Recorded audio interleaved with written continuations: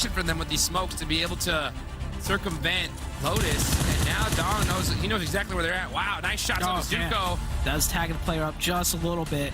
This one's gonna hit just because it's Dong. Oh, my babe! God, called it. You're just way too fast with that 2v4 situation, and I don't think Canadian Eagles can replicate what was done earlier. Wait a second! Oh, wait, hold that thought! Drago cutting down 3! Battling it out, and oh, it's all the way over here in Lapavka. Wow. So inactive, getting that finish there. Oh, you could see Bob tried to save up, but instead he's gonna head to the lobby as well. Man, Canadian Eagles were popping off yesterday. They had multiple squad wipes on their own. Oh my goodness. And they just cannot deal with inactive though. Not with that DBS on top of the stairs. See how Canadian Eagles is stepping it up right after that crazy 2v4 situation. Look at Drago using his port warp skills, jumping from roof to roof. Leaky play though, shutting them down. You gotta hit these shots, Drago. He does. Where is the final player? Where's Twin? Oh, what a jump shot. Drago's insane. 1v4. 1v4. 1v4. The pre-fire looks good. He's gonna get him here. He's gonna get. Oh man, that door. He just jumped out just in time. He's got to watch out, though. His team's going to get thirsty. But no, I think they did make it across to safety. Drago! They're waiting. He's waiting. He's waiting. Jimmy's put the smoke. Jump shot. Bop! There's one. Nice thirst. Set that for HH. And this one's for HH. 2-4. Switches guns to the B zone. Gets the thirst. And, wow. Puts it some more work. Trip, 1v3? One more. Trip's got this. You say, you know what? You got it, Trip. Don't worry. You got this, buddy. You got this!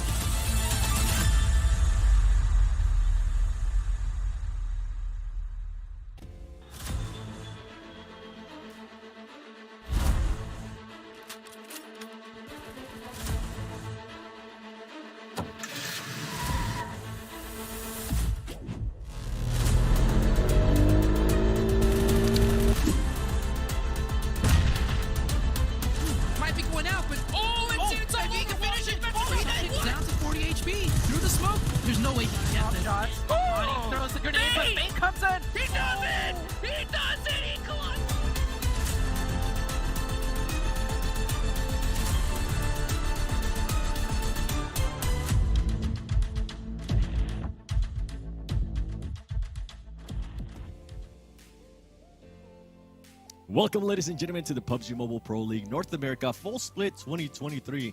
My name is Ascent Worlds Gaming, and I'm going to be your host here for this Phase 3. We have had some insane dominant performances from Phase 1, YKG, Phase 2 with, I mean, you know what? I'm not even going to spoil it there yet, but I do want you guys to tell us, who do you think is going to be dominant here in Phase 3? Make sure you use that hashtag PMPLNA, whether it's on Twitter or X, whatever you want to call it nowadays, on Discord and Instagram. Now, I wouldn't be able to do this by myself, so let me introduce the one, the only, Cameron Davis, which is going to be my amazing analyst here for this Phase 3. Cameron, how are you today? Doing good, man. Sitting on the sidelines watching Phase 2, and I'm back in the saddle for Phase 3. Phase 2 was great. I think even better than Phase 1. The storylines that we've been seeing develop across the entire season, this is not the same thing that we've been seeing when we saw all the way back in spring. So it's really exciting to see what's going to happen this week and how it's going to lead up to the regional finals. Yeah, especially with the way Hyper was able to dominate Phase 2. I think that sent a message to YKG, considering YKG didn't really have a good of a performance in Phase 2. But you know what? We're talking about these teams. I kind of want to just jump straight into it. Let's look at some of the overalls for the whole season, because the top 16 teams are the ones that are going to be qualifying towards the finals. And as you can see right there at the top, Hyper taking the lead with 446 points, Cam. Yeah, it was a lot. When we see Phase 2, if we do get a chance to look at that, but it doesn't matter. Phase 2 was amazing for Hyper. They had such a lead over second place. They got, if I'm not mistaken, almost as many eliminations as most other teams got overall points. So they dominated Phase 2. Now, their total doesn't look that high because they got only third place in phase 1, and YKG had a really good phase 1 themselves, right? So on the overall, it's not quite as far and away, but just when you look at the progression from NHyper phase 1 to phase 2 and how everyone else below them, YKG, Extreme Slayers, 412, like how they're kind of up and down week by week, this is looking like NHyper's phase just continue to dominate. Yeah, just I think what you're trying to hint at there, to refresh everybody's memory, on phase 2, NHyper, first place, 250 points. Second place, PASSIONFRUIT Esports, they had 153 points. That is an insane gap for one team to be able to be that dominant. And it's still way there they were able to do it too, being able to get 7 chicken dinners. And then if we keep going down the list, I mean, Extreme Slayers, they ended up in 4th place. So not as in the placing where they were in phase 1, which was 2nd place, but still being able to maintain themselves there within the top 4, which is ultimately what we want to see. And a big surprise for me here, I feel like I have to call them out in a good way. LOTUS Esports, very consistent in regards to some of the other teams that we expected more consistency out of. Phase 1, they end up in 5th place. Phase 2, they do drop off 1 place, but they'll go to 6th place, which is not bad, and it's currently what's keeping them here within the top 5, considering that they were able to outperform PUPPETEER, which had a horrible week too. Yeah, I think with the day off and the reset from phase 2 coming into what we're at now, which is the very beginning of phase 3, looking at this season overall leaderboard, at least in the top 10, you can see that it is very mixed up.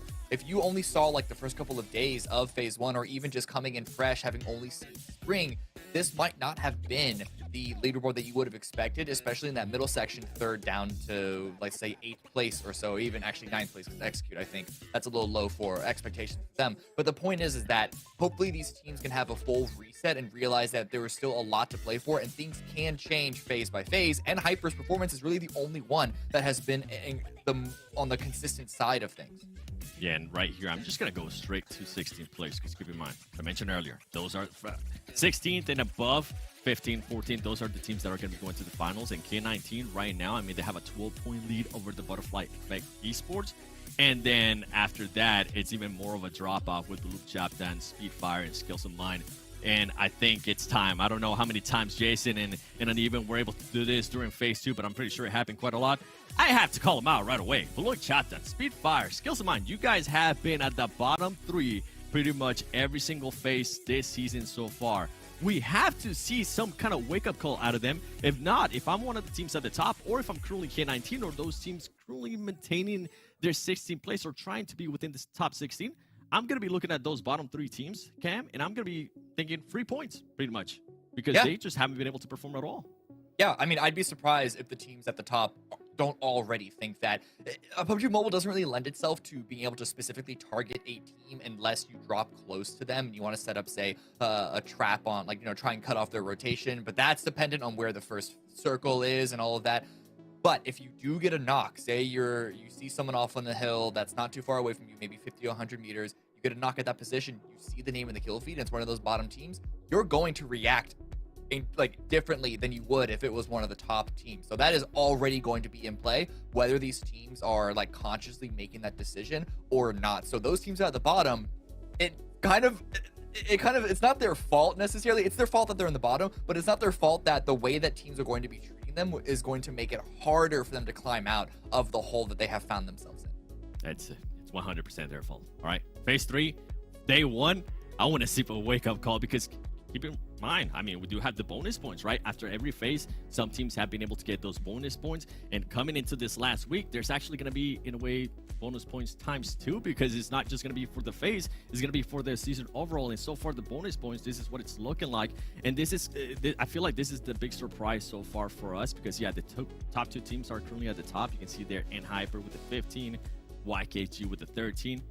PASSIONFRUIT Esports, I mean, the way they were able to jump up there to that 4th place, and I know you're going to be able to get a chance to talk about them even more later on throughout the segment. 6 points with the 4th place so far in bonus points. That could be huge for this team.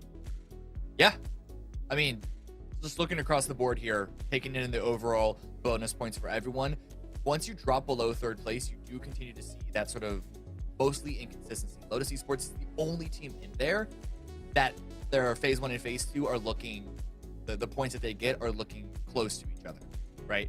So again, these bonus points are going to be very important. And again, to reiterate what Seven said earlier about how this week is heavy quotes, air quotes around the term double bonus points, but we are awarding 2 sets of bonus points at the end of this week, because not only is it the phase 3 itself, but there's also bonus points coming in from the overall leaderboard, which, you know, we're already 2 weeks into that, so the teams have been playing for that from the very beginning. Yeah, and to clarify even more with the bonus points, this will actually come into effect when we head to the finals for those 16 teams, because some teams will be starting off with this bonus point. So NHyper could start with a big lead over somebody like Canadian Esports. And as you can see here, a lot of the teams on the second page are pretty much going to be just at 0 points. Now, I kind of want to move on from this bonus points graphic, and I want to start talking about some of the other teams. One that comes right away to my mind has to be YKG. In phase 2, they had a horrible start, and they actually continue on to that horrible start. I got a chance to sit down with Joey. I got a chance to ask him a couple of questions. So why not? Let's take a look at the interview, and then we'll be able to break it down a little bit more afterwards.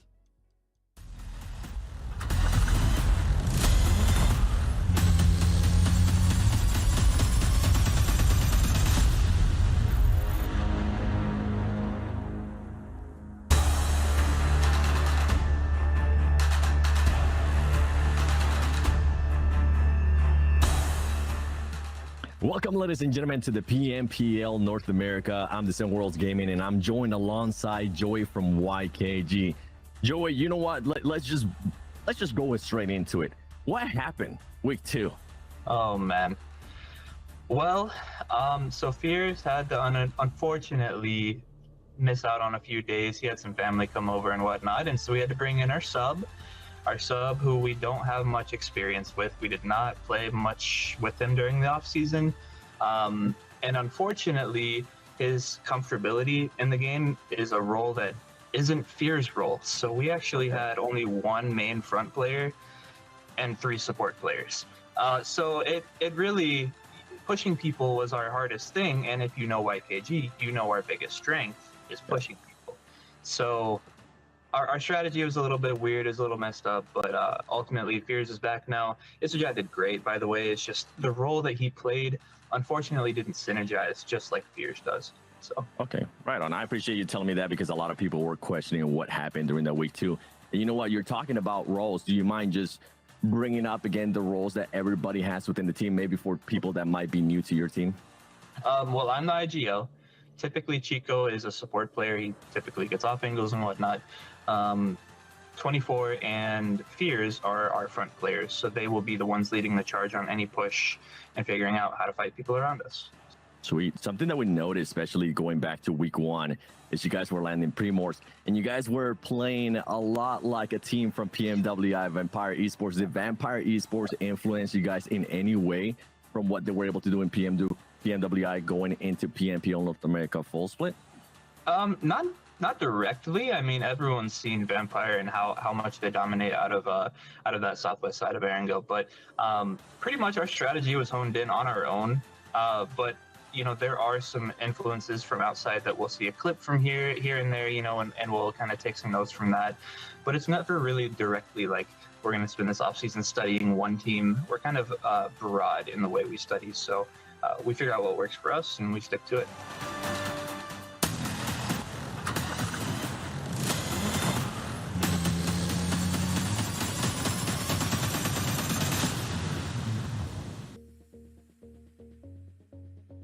There's the explanation right there why they were a bit lackluster in that phase 2, considering that Fears wasn't being able to be part of a team. But to be fair, he was part of the team on the last day, and that's when they ended up performing the best. I think they ended up with something along the lines of 53 points in just 1 day.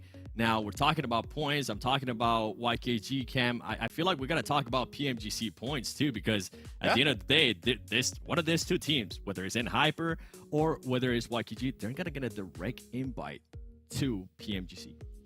Yeah, I mean, this is what everyone is competing for, right? To face off the globe. Winning your region, winning your super region of the Americas, that's all well and good, but it's really just about trying to be the best in the entire world. So, as you said, they're going to be competing for it.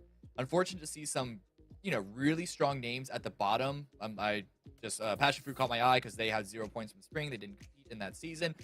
But hey, that's what happens. You got to work throughout the entire league, right? NHyper at the top here, YKG right behind them.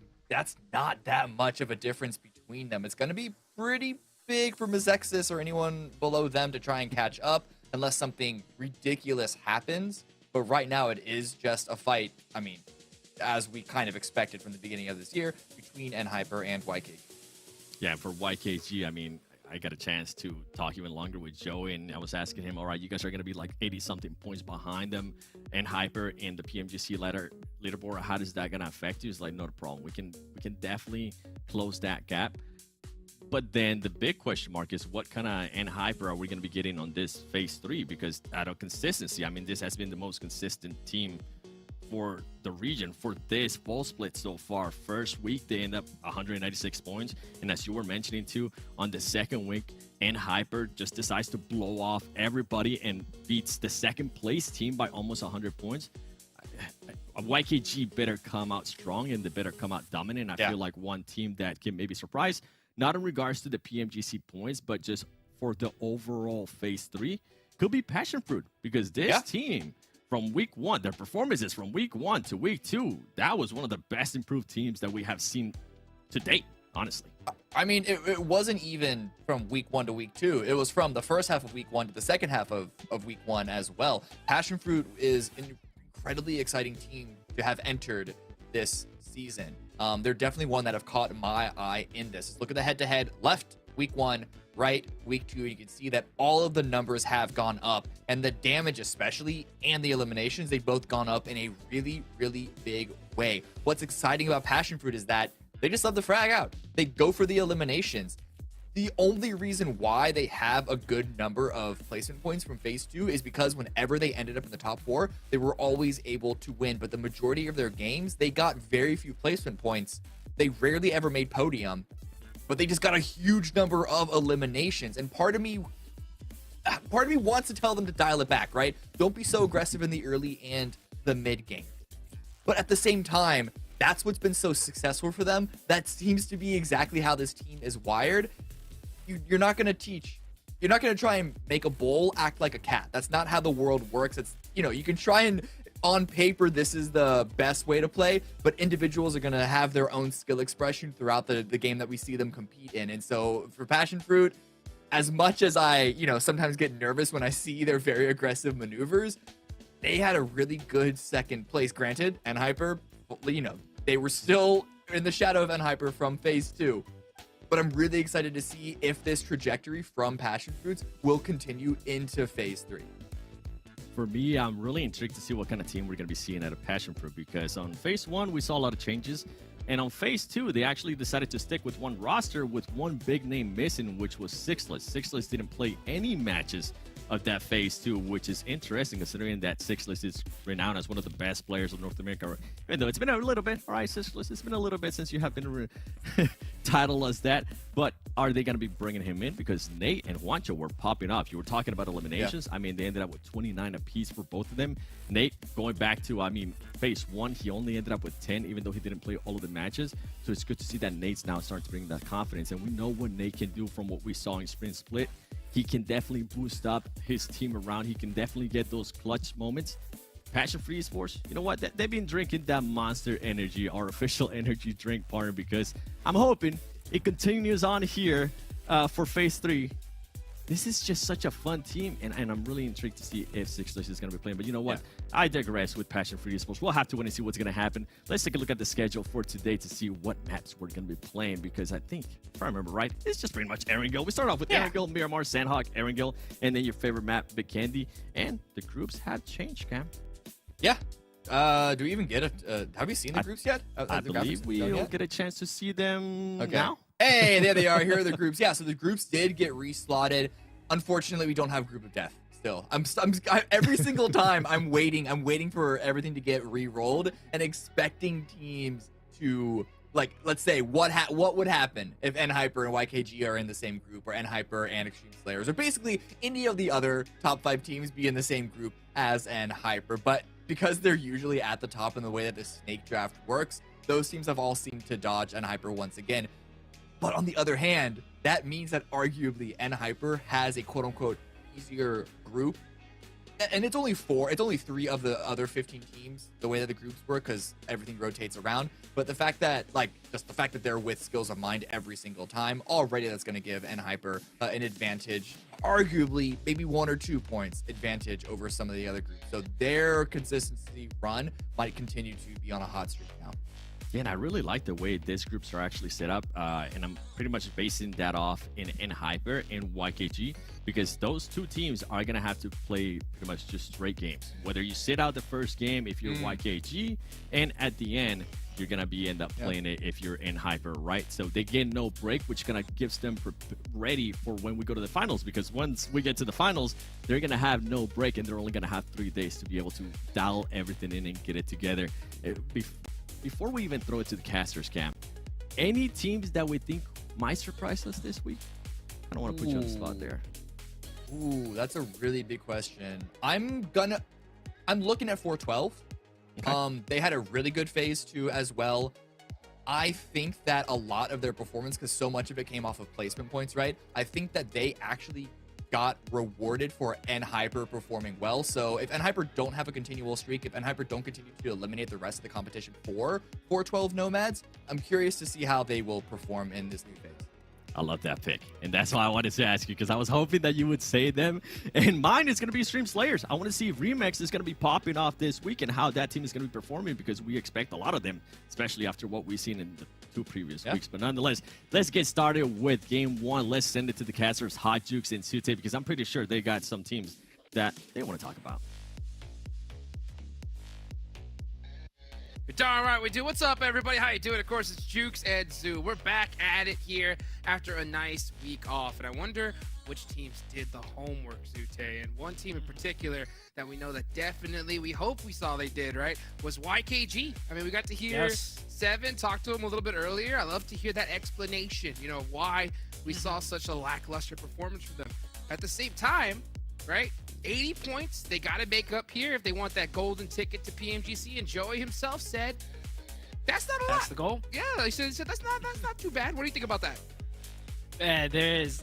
First off, for all the people that watched last week, I know I said it's done, right? I called it. I was like, YKG with the way, you know, NHyper's looking, I was like, it's done. But I'm so glad I saw that interview, man. That interview reminded me of why I love this YKG team so much.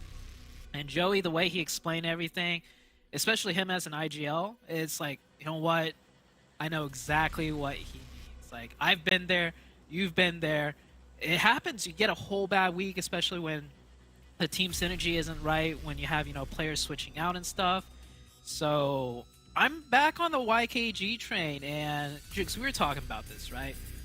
We were talking about how consistent NHyper was. And I said, you know, even the best teams in the world, like globally best teams, you put them in a 3-week tournament in a battle royale, they're bound to have at least like one off-ish week.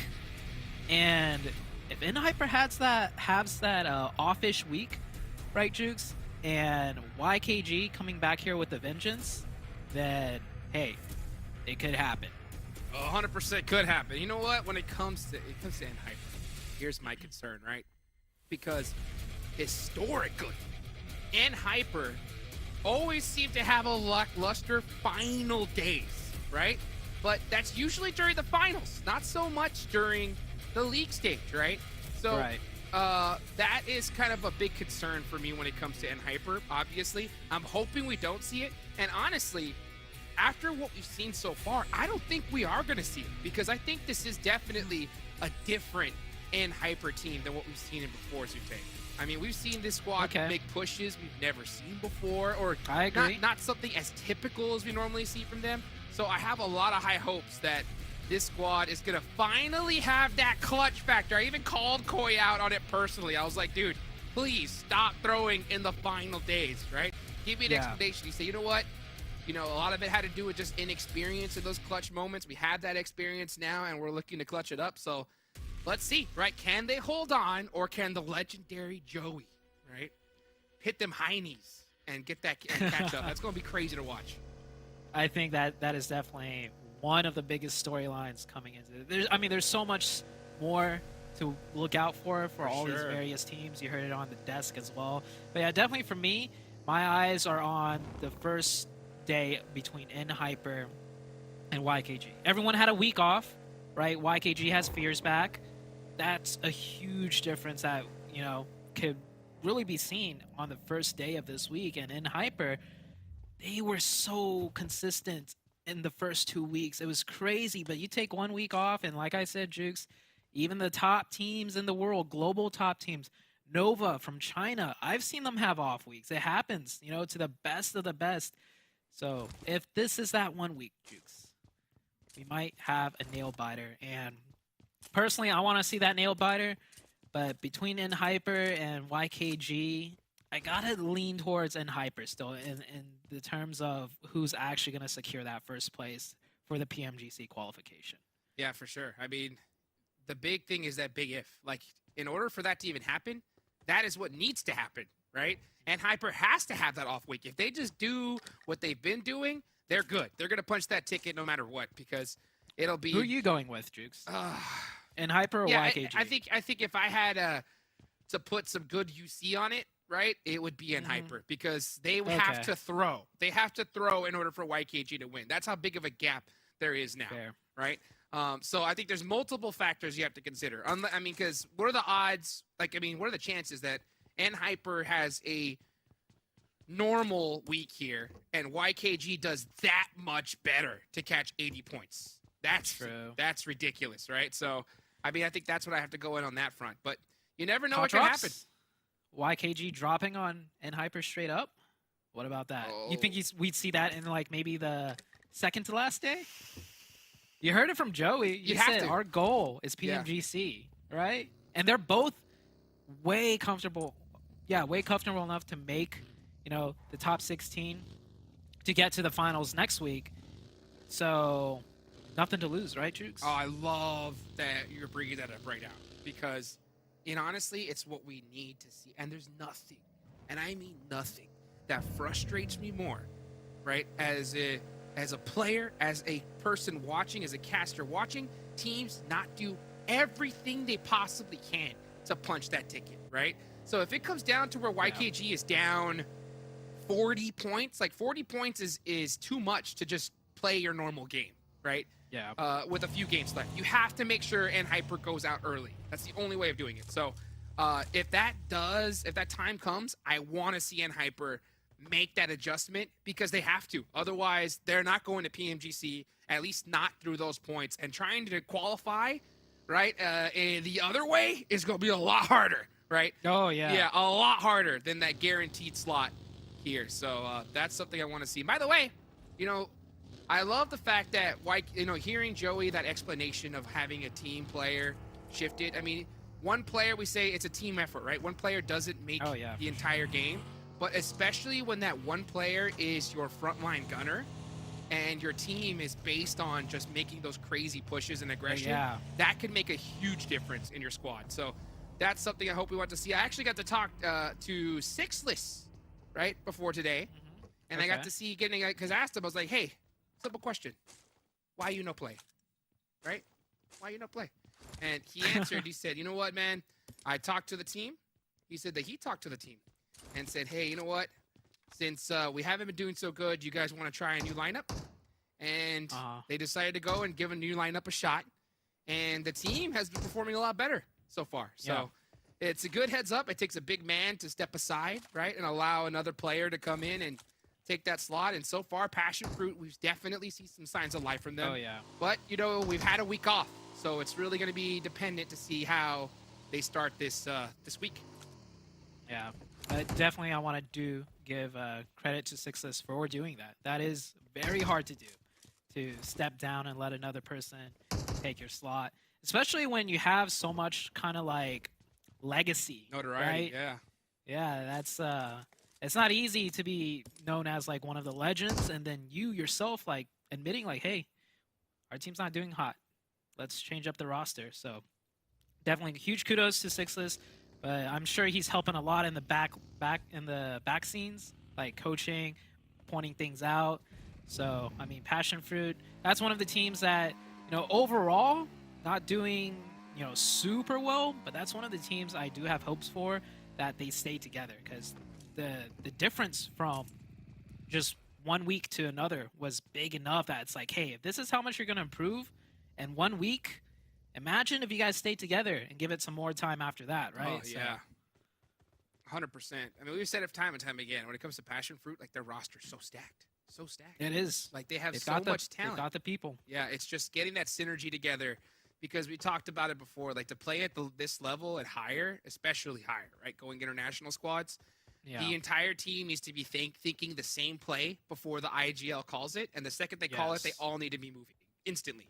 So, like, any kind of delay in thought or thinking, should we or shouldn't we, any hesitation on that push is going to put you so behind at this level. So, I mean, I think when we even just looked at Passion Fruit's movement as we watch this, BULUC CHABTAN going to go ahead and go through the trap, right through execute, and Poppy Sour is going to go ahead and try to lean away, but they are going to lose illusion on this. Now, the rest of BULUC CHABTAN is behind. Poppy Sour was the only one to make it across, so the rest of the team is going to have to figure out a way through, and it's going to be most likely through the water.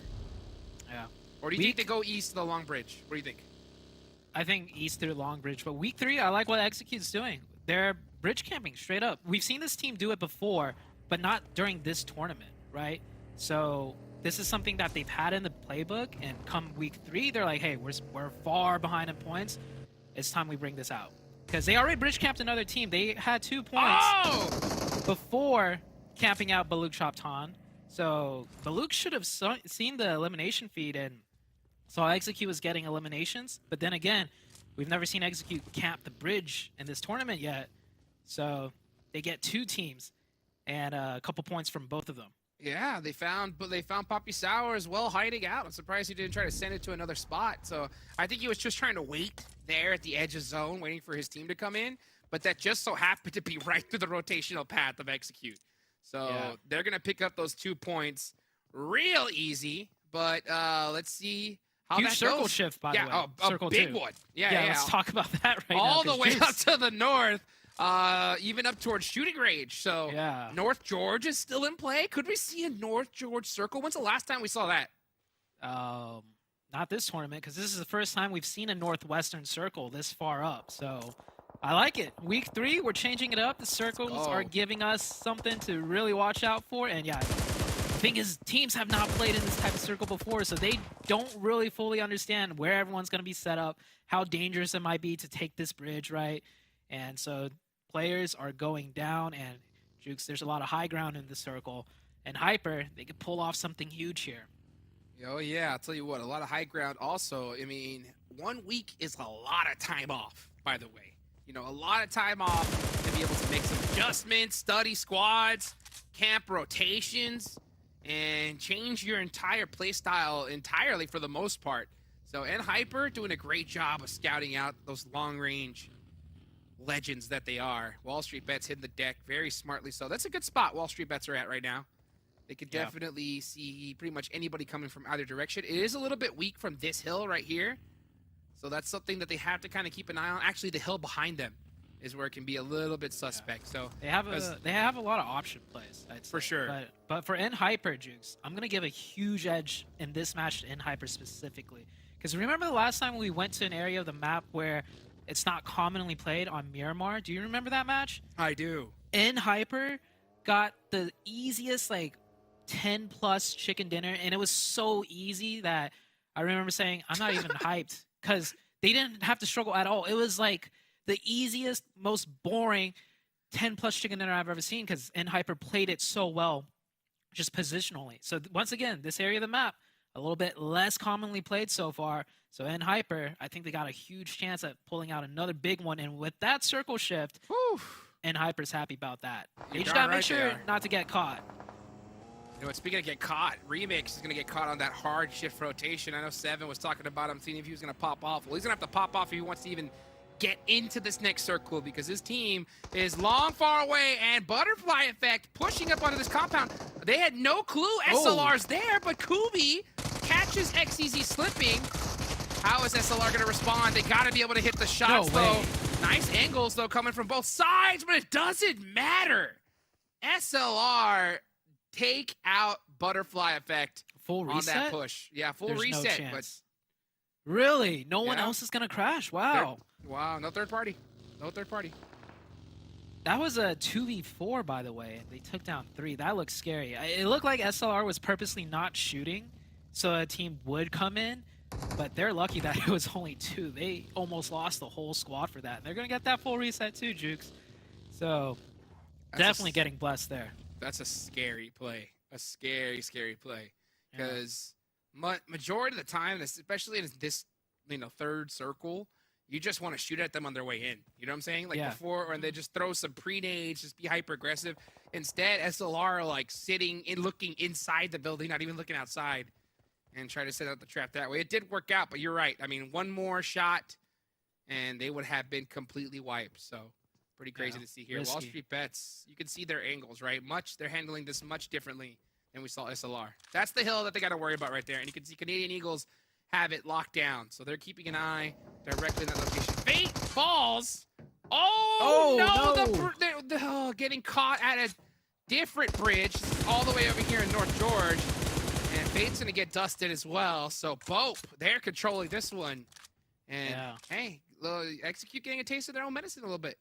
I think, I'm looking at the minimap. I think what happened was Ace of Spades was camping this bridge, separated BOPE, and then so Nightcrocs was stuck on the bridge. So Nightcrocs is just like, well, I may as well sit here and see if I could camp a team myself. And Nightcrocs picks up 2. He gets Fate and Tensa. Wow. And I think Domino effect. It was just Nightcrocs, by the way. Yeah, it was from just BOPE. Nightcrocs. Wow, here he comes. Here he comes, trying to get into this next circle. And let's see just where this next zone is going to go. Will it go to NHyper? NHyper rocking that little split there, but with the amount of hill control that they have in that area, they can definitely play it out. So, unfortunately, not the North George urban finish we wanted, but you know what? It is a little bit close. So, let's see here as the zone does lock onto Rin and Koi. I think we're going to see Kindness and GK first, most likely head straight towards them. Ooh, this area of the map, not much to play with. Not much at all. There's going to be a lot of fighting on the outskirts, on the edges, Jukes, because that's where all the good high ground power positions are. No one can really go middle because there's no compounds. You're just going to be crossfired from literally 360 if you go anywhere around the center of the zone. So we're going to see a lot of teams go out here, like a lot. Oh, yeah. And Hyper has the hill right now, so they're going to have a lot of that control. But the rest of the teams, like you mentioned, having to play that edge. Here comes Tears. Going to go ahead and get it done against BOPE, but they are losing. Oh, actually, Nightcrocs did make it up to him. But unfortunately, they are quite split up. So Puppeteers are going to punish that, and it's just going to be Nightcrocs. Last one up for BOPE. Yeah, Nightcrocs has got to make a miracle play.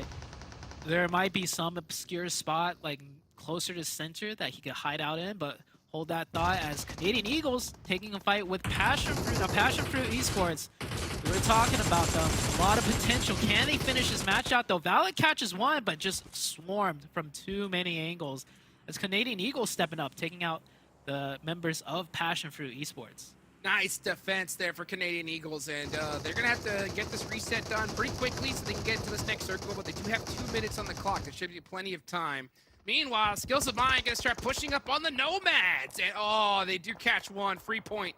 The last one up alive. Uh-oh, but it looks like he did catch a break as Extreme Slayers with that off angle. Oh, if he would have got that. Now, he does. Actually, it's, I believe. Ooh. Yeah, it was Wall Street Bets. So, free point. Literally has 2 free points sitting there. And he saw it. Yep, he saw them both knock. He's going to take them all day long. Run out there. Oh! Oh, dog. Did he get any of them? No, it was actually... No, Wall Street Bets took both of them. Wow. So... From downtown.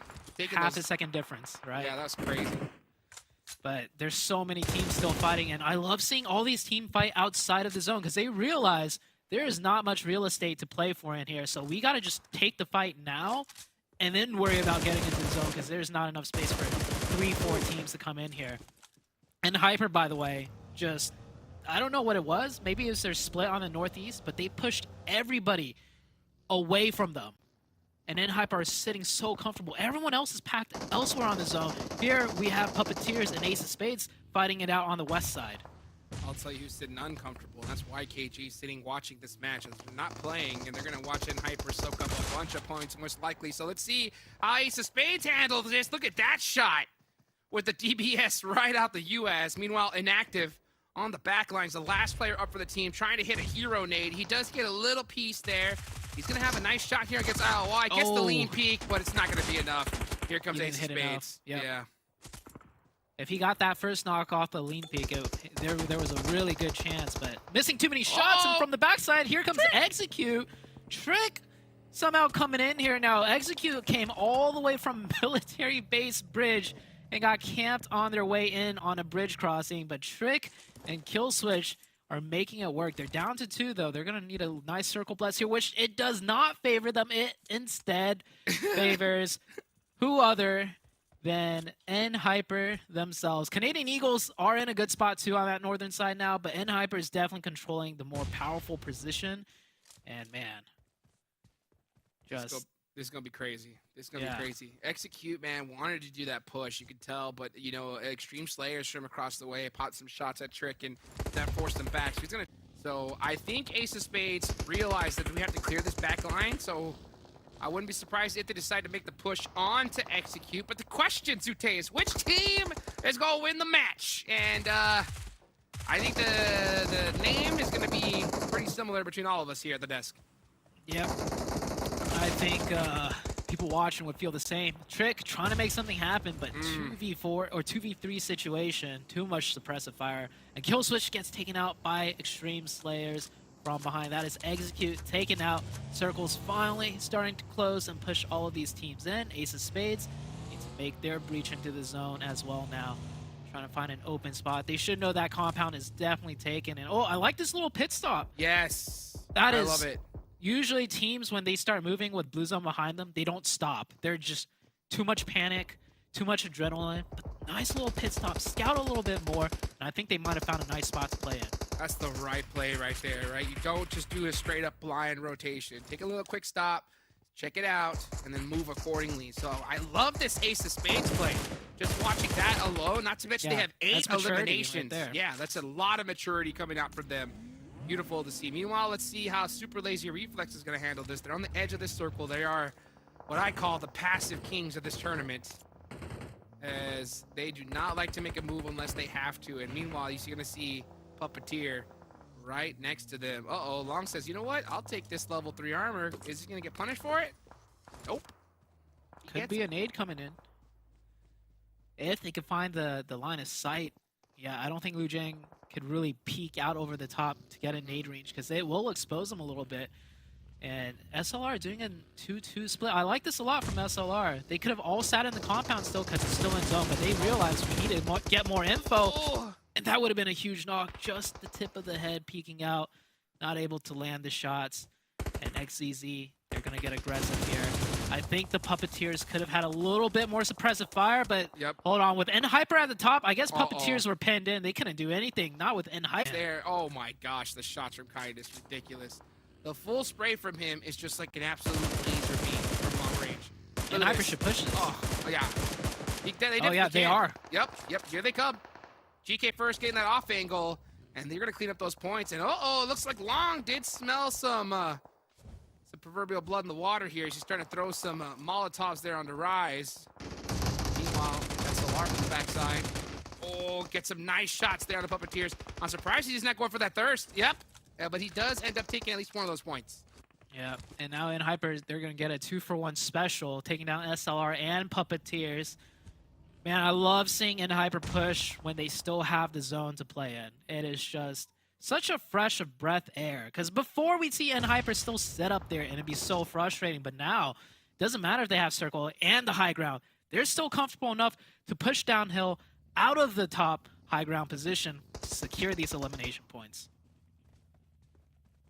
An adjustment from NHyper we've been waiting for, because especially with this new point system, it just favors elimination so much. So to take control like this, get those elimination confirmations, and still have a dominant position in the circle, because yeah, SLR, they have their back to the blue here. There's no way they make it out alive. So NHyper said, you know what, we're going to use Papa Blue to our advantage, and we're going to apply as much pressure as we possibly can. And it looks like they are going to get at least one of their members and go to town on the rest here. But let's see how they're able to finish this out, because they are given a lot of real estate. Rin is rocking a crazy split. He's still keeping an eye on Wall Street Bets, but Wall Street Bets having that position that is too good to pass up, haven't moved a muscle. Yeah. This is a 1-3 split right now for NHyper.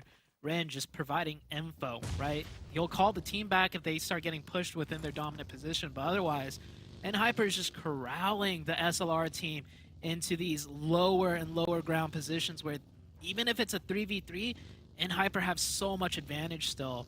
I want to see if NHyper still continues to press this. They should. Just keep looking. Yeah, and they are.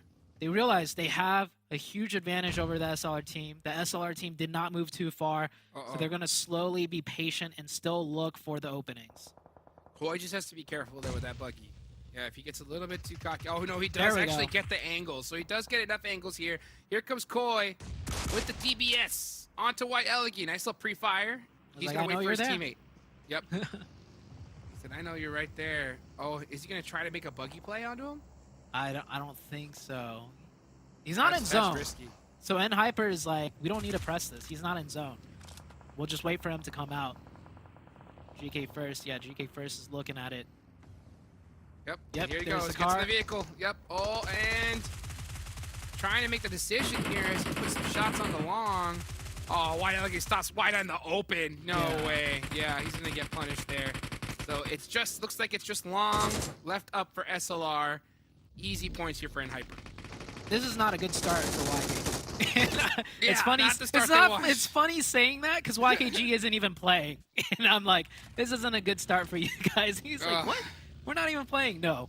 Yeah, you're not playing. And NHyper's gonna get a chicken dinner, man. There's no break, man. No break for the YKG train. If you're a YKG fan or you're a player right now, you know, Joey said, you know, 80 points, not so that big of a gap to catch up to. How about 100? You know what I'm saying? And Hyper's like, hold my cup. Yeah, you said 80? 80's not too hard for you guys? Okay.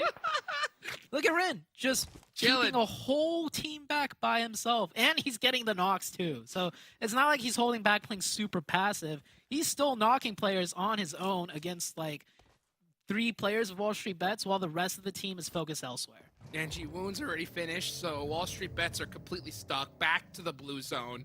They have a feeling like a whole team is there and it's just Rin. But here comes Koi. Koi does make it up. Wall Street Bet is stuck. They have to use a vehicle or something to try to get out of here. They do have one, but the longer they wait, yeah, Koi is going to start applying that pressure. Look how much space control. Look how much of the map NHyper is controlling here. And this is in stage 7. It's crazy to watch. Yeah, I'm also looking at how little ammo a lot of these players have because they've been shooting everyone. I don't think NHyper has taken much damage at all. I'd love to see at the end of the match like damage received charts from these players if we can get that, because they're so dominant in their positioning that they're not even getting hit. And they're forcing all these teams to fight each other once again. Look at this. They just forced everybody into a little corner because it's NHyper. They're absolutely ridiculous. This team is fighting outside of the circle, by the way. Right? They're not trying to take up a dominant position. At this point, they're like, all right, let's just fight for second place. Let's just try to find something. And you can see JG with a nade. Mostly, actually, I think it's a little bit too far, so I don't think he actually sees where Drago is. And Extreme Slayers go down. Uh-oh, Wall Street Bets finding some angles. Drago forced to push out in the open, gets caught. Nice play there from Wall Street Bets. Yeah, Wall Street Bets doing what they can to get that second place. They don't want to fight NHyper, but NHyper realizes, hey, everyone just ran away from us. And the run over. Oh, Slimmy! So close. Spins out. Oh, can he get it? Into the car, and he gets Kindness! Not on my watch. No. I'm taking up all these points. And he's going to go ahead and say, no, this Canadian Eagle player, I'm taking it for myself. Koi said, nope, these are my eliminations, son. Oh, Buggy goes flying. What is going on? Oh, Quinn survives. Gets run over. And the game's done. And the game is over. Wow. That is how you start off week 3, baby. Goodness gracious. All right. So this one, even though Hyper got blessed extremely hard, I like this one a lot because if you rewind the circles, like 3 circles previous, right? That's something to take a screenshot and hang up on your wall.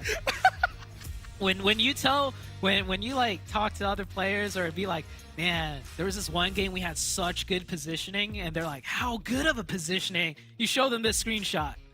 Oh, That's how good of a positioning they had. No one even had a chance to fight back. 64 damage taken. 2,064 done by the team. Just to get you guys watching to realize that means one player got knocked down to like 30% HP one time in the whole game. That was it. That was it. Yeah, that was it. You know, so that means that one player popped a first aid, we're good. You know? That is unreal. Kindness, 5 eliminations, and highest damage. I mean, what else can you say? All right.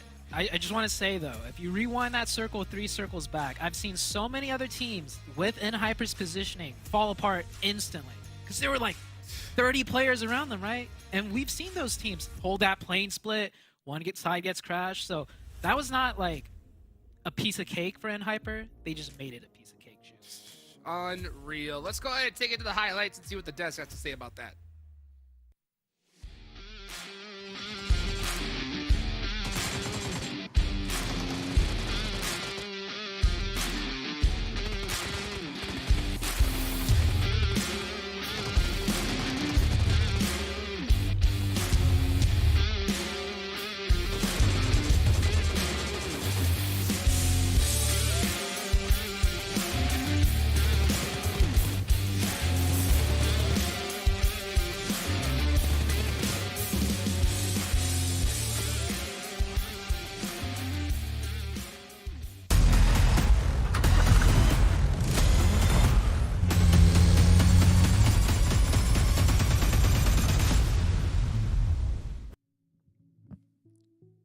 Ladies and gentlemen, welcome back to Phase 2. We're in Hyper. Oh, wait, no, we're in Phase 3, and in Hyper continues to dominate. They get a chicken dinner in the last match of Phase 2, and they're like, you know what? Let's start off Phase 3 just like how we finished Phase 2 with another win. And what a win it was, because, yeah, I'm hearing Sute saying that they were pretty much gifted. I felt like they were able to control the zone so well. You know what? Pull up the match ranking too, because I want to see some of their stats too. But Cam, the way they were able to control the northeast and pretty much just the whole north of the circle after Circle 5 was just so impressive. Yeah, definitely controlling that better than I'm controlling my hair right now. I think the ending of that game is what sort of sent all of this mop at the top of my head all astray, because that was wild. But even before we got to that position, you're right. Hyper Esports played that position so well. That hillside around the plane crash area is wide, which means that there are a lot of potential threat angles, but you saw them just constantly ping pong back and forth and swing to where they knew the biggest threats would be coming from and neutralizing them so effectively. 64 points of received damage. That's more than just like how you position yourself on the map. That's also just how talented these guys are getting into the gunfights. They are peaking first, they're peaking faster, they're hitting faster. I don't know if they have some attachment that allows their bullets to fly faster to get that to happen, but they were just everywhere. They were a big threat. And even if you were on, let's say, the south side of that circle, you just know, you can just feel this presence off in the distance, almost like in Lord of the Rings, you see Mordor off in the distance. It's just like, what's that dark energy coming up from over there? That's Hyper. They were the chosen ones. That's pretty much what it comes down to in that match, because the splits that they were able to do as well, and I think that's what you were hinting at too, with the damage that they received, only 64. At one point, they had a 2-1-1 split, and then they switched to a 3-1 split. Overall, great. That's what you want to see out of a team that was so dominant in the previous week, considering that we had a whole week off since then. And then as we're looking at some of the stats here, I mean, the teams that were kind of hoping they would do so good, 4-tool Nomads doesn't start off so hot with just 1 point, and PASSIONFRUIT Esports here starting off with a big old donut too. Yeah, I will say this part of the map, in the early game, it can be very difficult to break into because it is very binary with a high ground and low ground. We saw a butterfly effect slam into SLR because they didn't really have that many options. They went for a high risk, high reward, and obviously the risk ended up biting them for that. It was very close, if you remember that fight, though, down to a 1 versus 1, allowing SLR to clutch that one out. But they went for that send likely because there's just like nowhere else for them to play through. So if you weren't in there early and you lost your fight, like PASSIONFRUIT and 412 and all those teams, like you were going to get punished for it. Yeah, and a team that actually surprised me a little bit with the way that they were able to get so many elims, Canadian Eagles. I know you really want to talk about this team, and I kind of want to see who was the players that were popping up, because we always talk about Baby Tang, we talk about Drago too, but Drago, 5 elims? Yeah, listen, Canadian Eagles, they're sort of they continue to fly under the radar when you look at, obviously, the top teams, YKG, Extreme Slayers, and Hyper, of course. But they are getting more and more into the mix more consistently. And one thing I noticed about them looking at Phase 2 is that they are always playing the edge, which is a very risky move. Most teams will either try and lean towards center or at edge, depending on like the specific circle and where they dropped and looted up. Canadian Eagles are always on the edge, which means that sometimes they will have 0-point games. But when they do make it to the end, like we saw it in this round, they get a bunch of points from their eliminations. If you get podiums and high eliminations on a semi-regular basis, that's going to set you up for success. And so far, we have yet to see Canadian Eagles really be a super dominant team, but they're definitely growing in terms of how big of a threat they are. And I'm glad you mentioned that part right there, that they're definitely growing as we continue on through the phases. And I think it kind of comes down to just they haven't really been able to play together for that long. It is a new roster. I feel like the synergy is starting to build up even more, and it's reflecting on their playing style. I mean, going back to phase 1, week 1 of this tournament, we always saw Baby Tam, even though he wasn't putting up the numbers, he was always able to position himself to at least make it easier or facilitate things for certain teammates. And now we're starting to see Drago become that player that we actually expect him to become that player that we have seen here in NA before, which is being able to frag out. I want to continue to see more, and if they're continuing doing what you're mentioning, which is pretty much play that edge of the circle, if that's working out for you, we've seen YKG take huge advantage of that. Keep on doing it, because I wouldn't be surprised if they just keep on improving and getting better.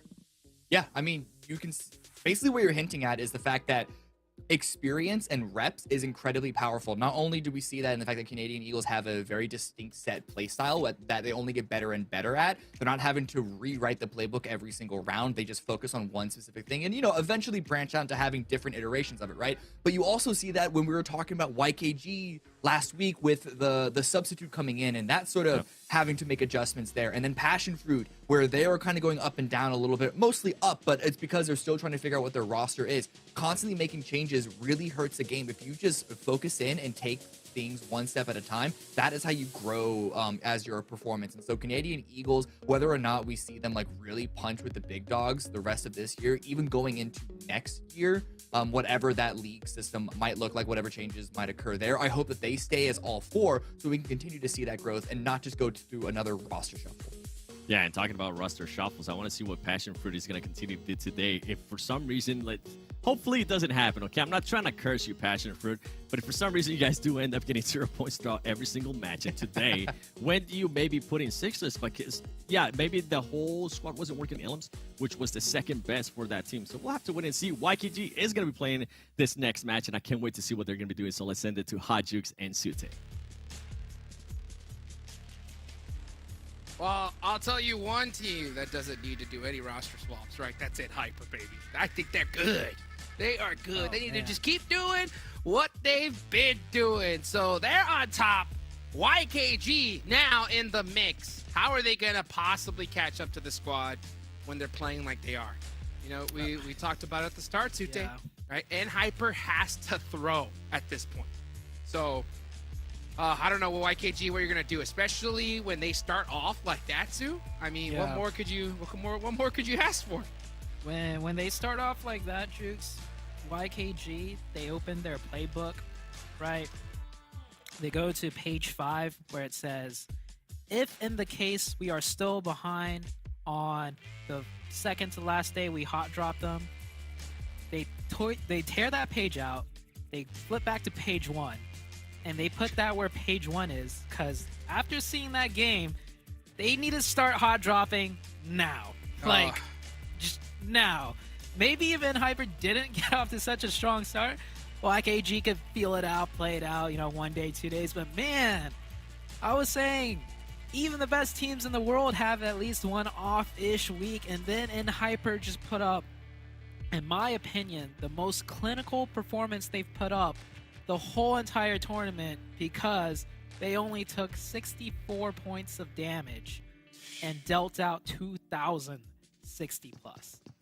And won the game. And won. Unbelievable. Unbelievable. Hot drop, though, situation is happening between Speedfire and Skills of Mine. How's Wasty going to handle this? Oh, the SKS, baby! Outperforming the shotgun. And Jimmy didn't even get touched right there, so he's good. Yeah. Can he get the double? He's going to go for it. Jump down? He has to. mean, He has no choice. yeah, the longer he stalls this, unless if his team's close by picked and up saying his they're gun. coming. No way he goes for the res.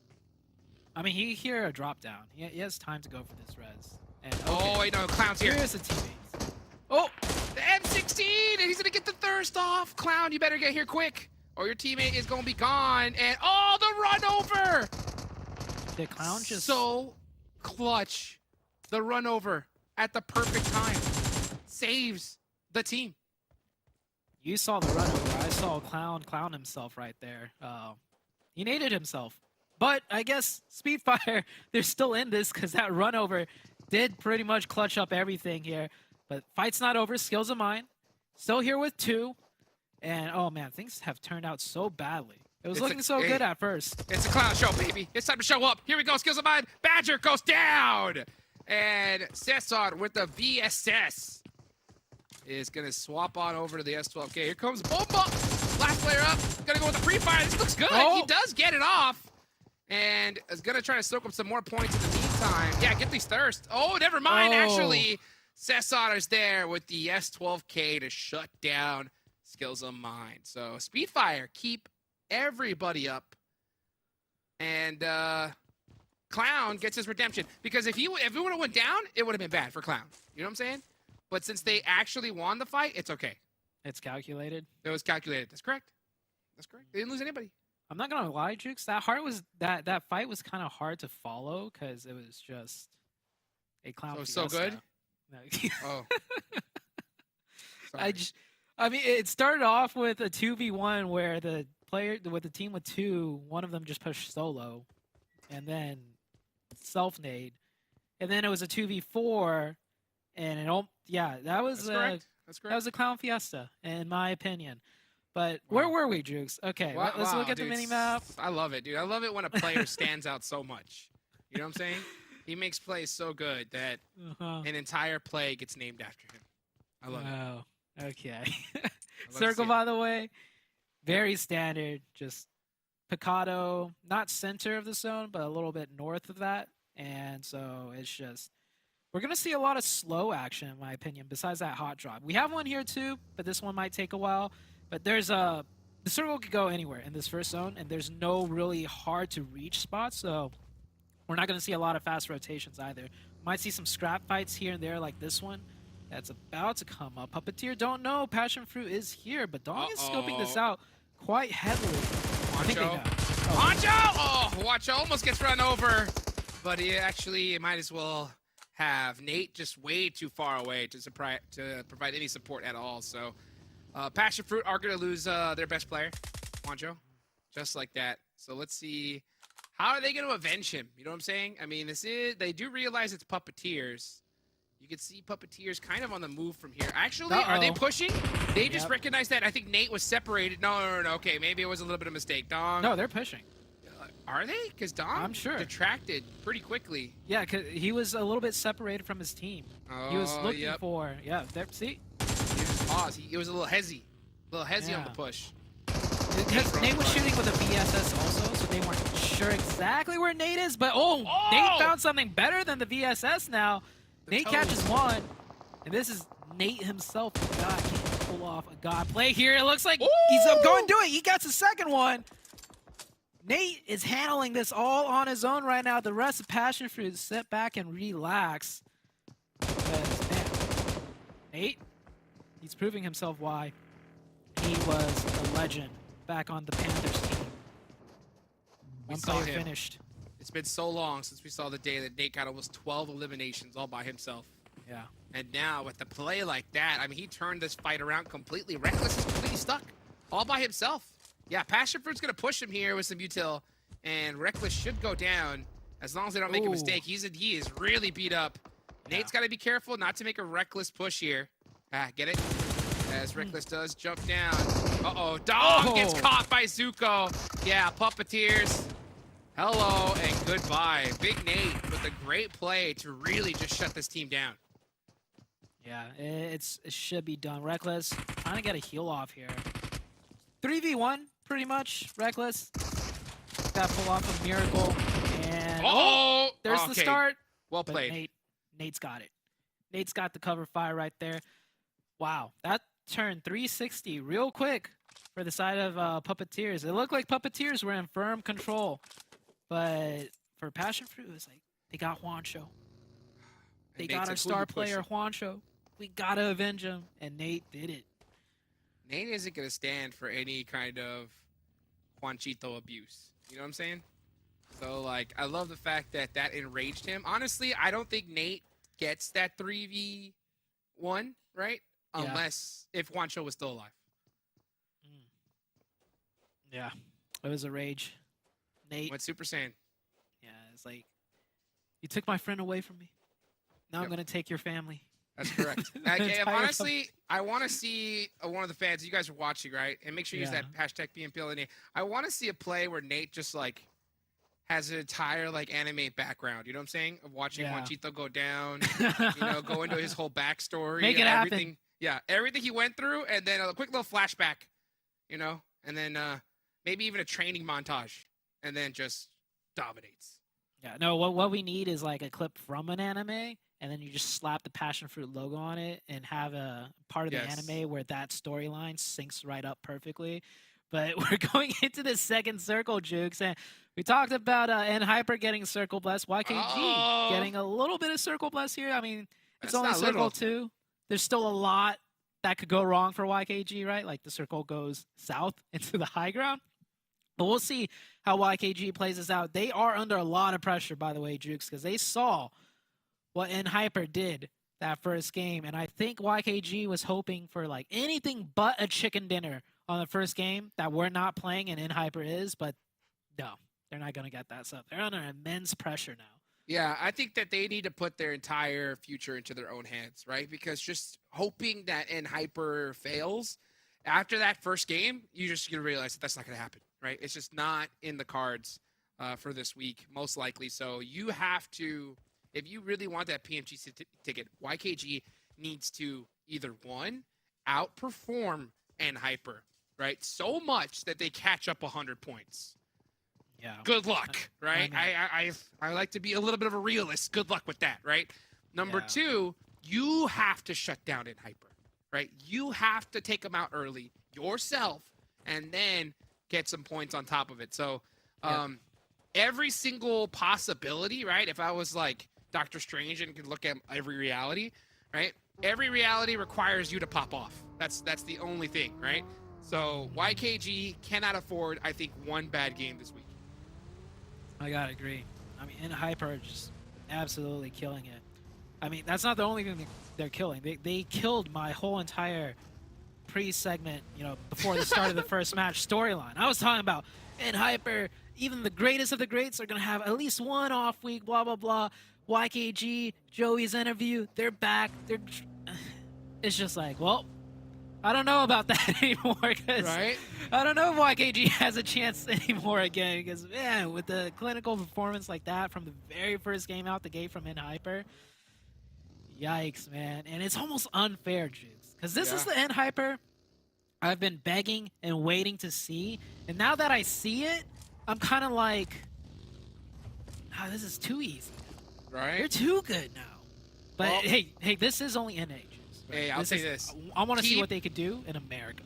Keep this same energy in the finals. You know what I'm saying? Yeah. That's all I'm going to say, is keep that same energy in the finals, because that's where I think they struggle the most. These long-form league plays, they always seem to get it done, right?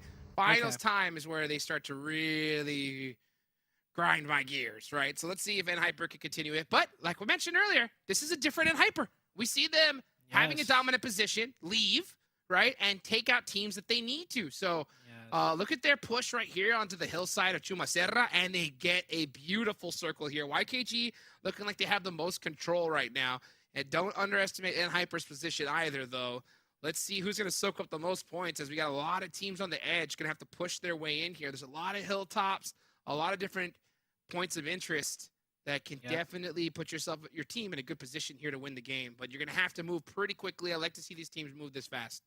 Man, with this circle, there's still so many power positions open, just because if it shifts north, east, west, it changes the dynamic of the battleground completely.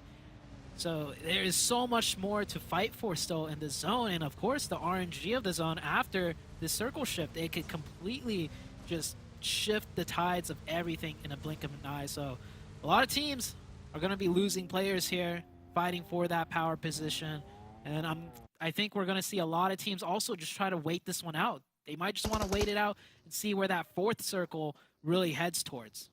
Well, you know, one team I got my eye on, and that was a team I think Cameron Davis mentioned was BULUC CHABTAN, right?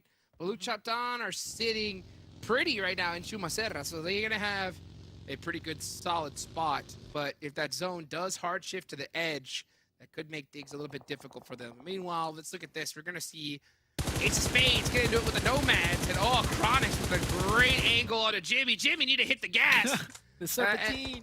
Serpentine, he does do that Serpentine and makes it away alive. So beautiful play there for Jimmy. Yeah, it's going straight up the hill in the Ronnie. Not a easy thing to do. Some nades raining in here. Ace of Spades, he gets caught. Kiddo goes down. That is one of the worst feelings, right? When you're rotating away, trying to disengage from a fight, and you're in your car, you're moving, and then the nade just catches you at the last second. And you know the blue zone's closing, so your teammates are gone. They're not coming back for you. That's where you just let out a big old sigh, you know? You just let out a big breath and just go, ugh, because you know it's over. But let's see what the rest of the team can do here. Aleem's got a good angle here onto Ace of Spades. But I think right now he's just opting to hold it for now, try to see if he can get up these points. Oh, they realize he's there. So they're going to push him 100%. He's got that AK, but he does have an iron sight with it. That is the best thing to use for that weapon. And he could just see him so plainly. He's going to take these shots here in a second now. Oh, the pre-fire gets beamed by Blinky. That was nice. Yeah. Good for Ace of Spades to realize we can't push any more forwards, not with that player on our back, so we'll just push backwards. Takes care of that. Elsewhere on the battlefield, and the YKG loses Chico. It's over. It's over, Jukes. No. It's over. Not like this. I mean, YKG, YKG, they're losing everybody. They're losing everybody. What? They're down to 1? It's just 24K. And that's from Execute from that distance. No, actually, it looks like Chico was pushed up in that area where Execute was. Yeah. So the split from YKG just getting absolutely split apart. So this is not the start you wanted, especially after NHyper's dominant performance in the last game.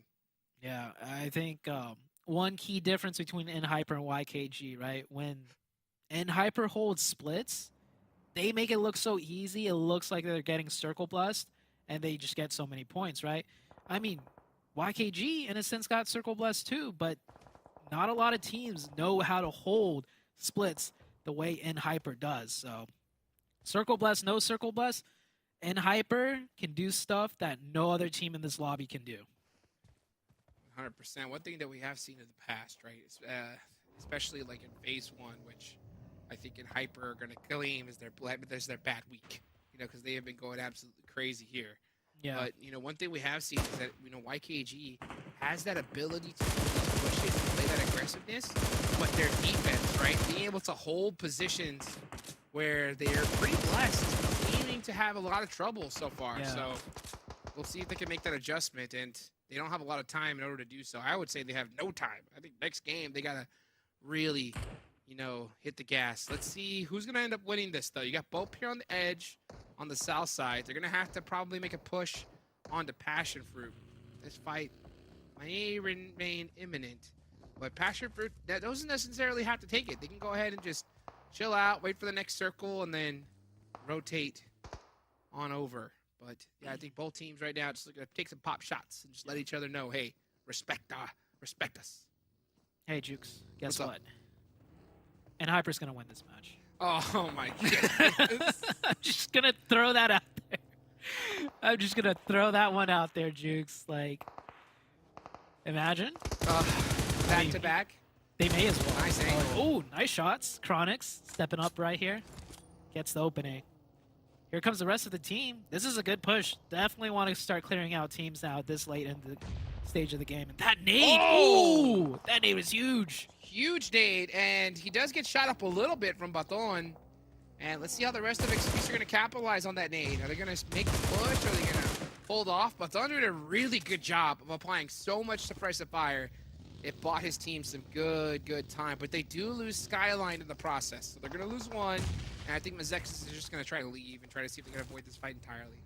Yeah, the suppressive fire from Baton was great. Kind of slowed down Excuse's push. If anything, it might have stopped it completely because they're all in the zone, right? Excuse took a chance, smelled weakness. Baton shut that right down, and yeah, one of the MEZEXIS players did just rotate in further into the zone, so they're going to play for the next circle shift. And we'll see very soon where this circle goes.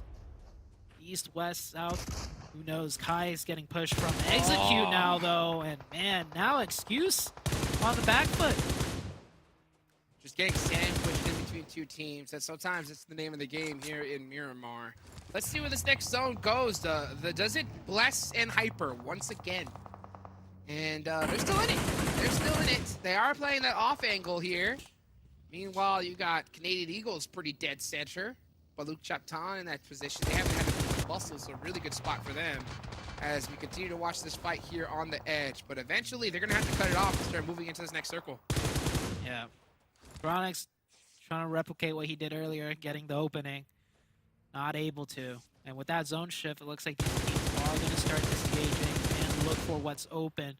Tensa still looking to catch a player out, try and put another point for the Execute team as they are down to just the one car, it looks like. And PASSIONFRUIT onto BOPE. This is on the far southeastern side. Nightcrocs trying to put up and Ophelia! He was on the high ground lane still! A trap play! And PASSIONFRUIT didn't check every little divot and gets taken out. Just like that. Nice play there from Nightcrocs, picking up all three.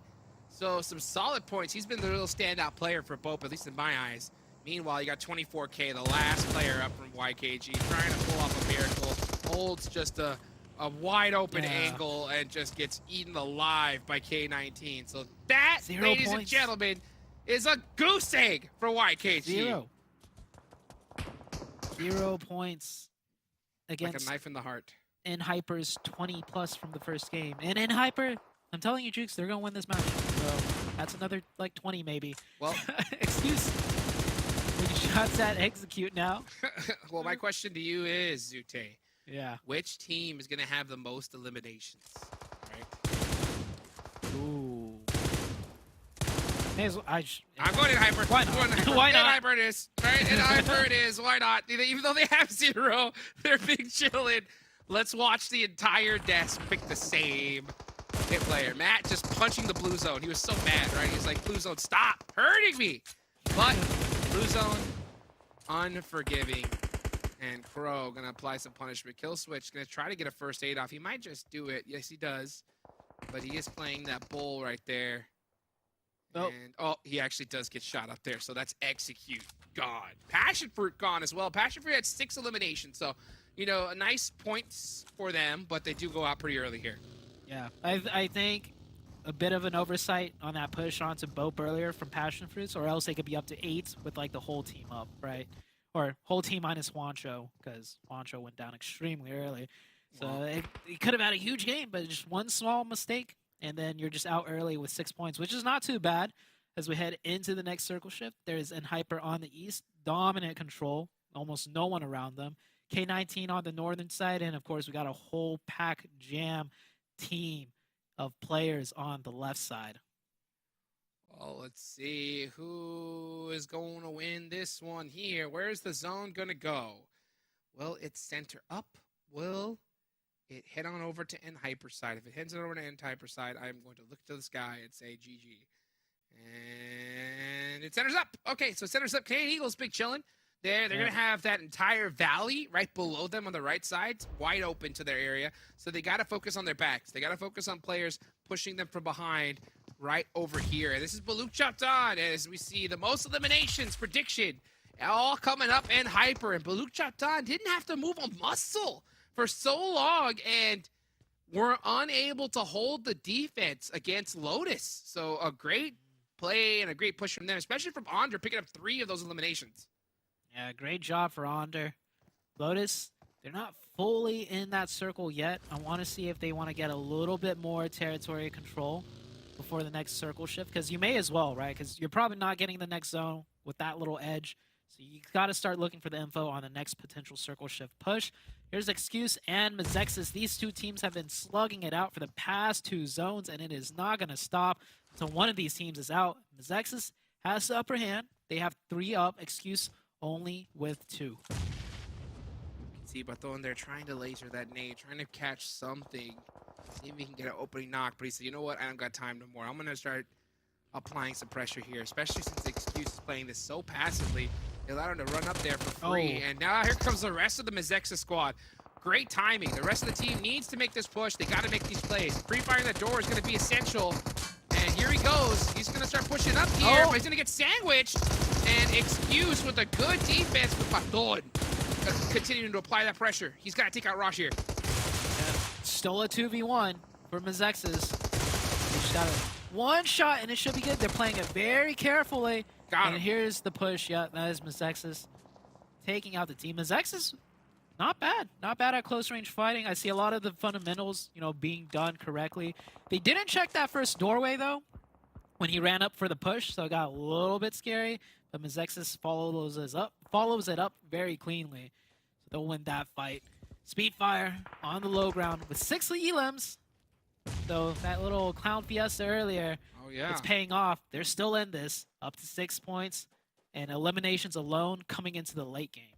And Canadian Eagles, right? We just talked about them during the last break. We heard the desk, you know, give them some praise, and you can see they have a solid position right here. But this is the area they have to focus on. They got to focus here on this mesa, this plateau up top. If they're able to take out all the players, then they have this entire hill dominated, and they're going to have vision on everybody below them. But they still have to worry about LOTUS. They still got to worry about Speedfire. And so you can see Speedfire is holding this edge. I mean, well, color me shocked. I mean, this is the passive kings. You know what I'm saying? They do not want to get in any fight. So right now, I think they're very happy to just hold this and just edge in little by little. Yep. Play for the placement points, because they are in, you know, a good spot for placement points. They just need to survive a little bit longer.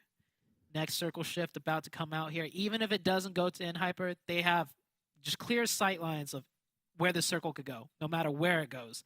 So they already have a game plan ready for wherever the circle pops up. And just dead center once again. One of the Canadian Eagles knocked and finished. Quinn goes down. Ouch. That's a huge loss. Yeah, huge loss.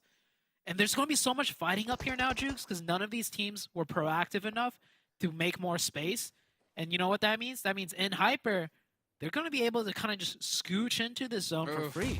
What is Drago even looking at? I don't even know why he's looking at that area. Because nobody can climb that unless they have like a buggy, maybe. So his eyes should be locked at the back line, right? Trying to see if someone's going to push up from in that direction. So it's little things like that that really frustrate me, because you know, when you're looking at an area where no player is really a threat, I mean, you're not doing much for your team. So hopefully we can see them look in that area. Maybe that's how Quinn got caught and taken out early. And it's little plays like that that separate the great from the not great. Meanwhile, you got Crow keeping an eye. He saw those smokes bloom. So he is just trying to absorb as much real estate as he can. That's definitely what he should be looking at. And here comes the fight. The blue zone is starting to close. We're going to see LOTUS apply some pressure to Speedfire. Actually, no, Speedfire's down the hill. That's right. So all they got to do is just push up against MEZEXIS. And Drago, quick, actually looking towards Hyper.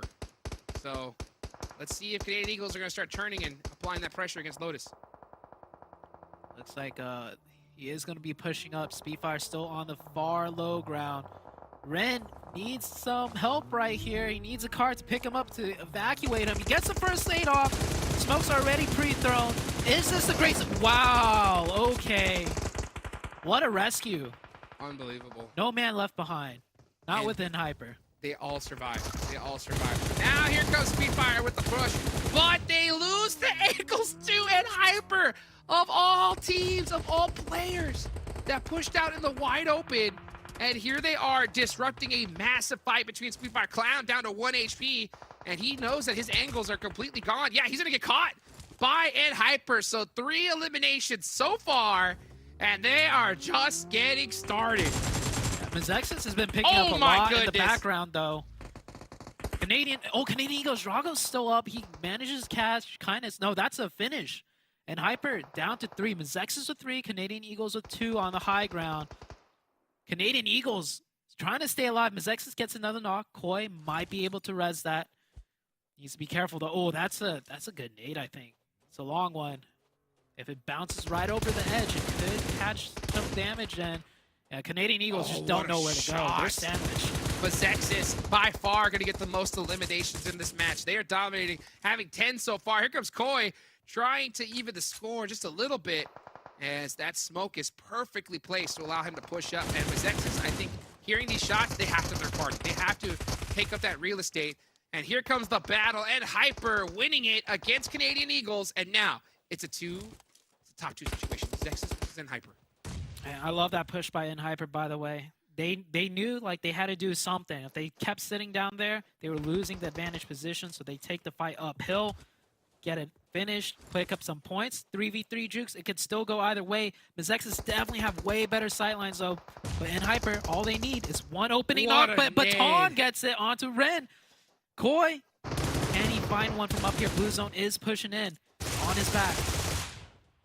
Koi Doesn't getting get it caught. That is it. It is a MEZEXIS win. Beautiful game for them. Nice control of the side of that hill. So, I mean, man, what more could you want from MEZEXIS? And Hyper still putting up some solid points on the board at the end of the day. But, I mean, this was MEZEXIS' time to shine.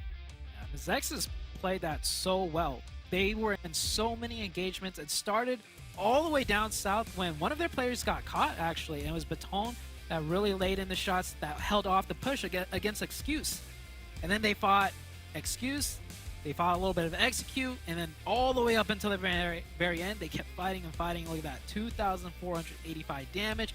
14 eliminations. And, of course, who else other than Baton up here to keep the team alive and up to the very end? 1,162 damage. That's almost half the team's damage. Crazy. 7 eliminations too all by himself. I mean, that is a solid conversion rate. So, I mean, Baton definitely, I think, is the star player for MEZEXIS when it comes to just pure fragger-wise. I mean, they'd still have a really good, solid roster. And jail going, you know, and start getting better and better every day.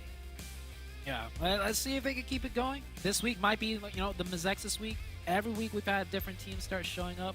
So, Jukes, I can't wait to get into the next match because, man, this week is looking good. So, without further ado, let's head to the highlights and we'll be back with the desk.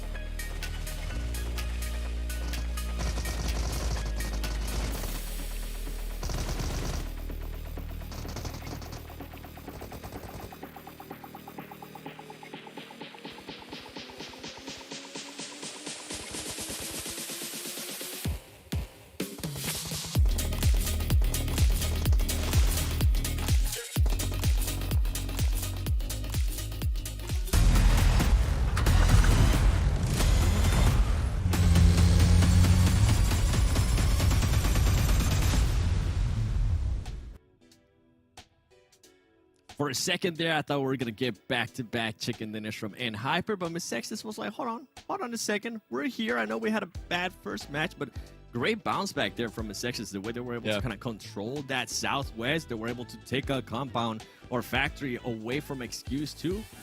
Okay, MEZEXIS. I'm not going to go ahead and say that this is going to be like the week for you guys, but it's a great bounce back, right, Ken? Yeah, definitely a really good run there. That's not an easy part of Miramar to play around. There are no distinct positive or negative positions once we entered the mid to late game phase of that round. Every single spot that you can play had its pros and its cons, and I think MEZEXIS played the win condition of where they found themselves very, very well. And they had to get all those eliminations in order to win this. This wasn't one of those rounds that they could sort of just sit, scavenge a couple of eliminations off, and then win the final 4v4. They needed to kind of dominate all of those open angles that they had, because on the side of that cliff face, you really don't have a lot of cover, so you just have to win those fights full out, and they did that very, very well. 14 elimination points, 24 total points overall. Very, very well played. Yes, we can see here 24 points for them, as you mentioned. Canadian Eagles, we didn't get a chance to see them playing that edge circle, but I felt like it had to do with the way that the circle ended up benefiting them. They got hard shifted on. They tried to avoid it. It worked out for them, though. Yes. So it's good to see that they can still play whenever the circle does benefit them.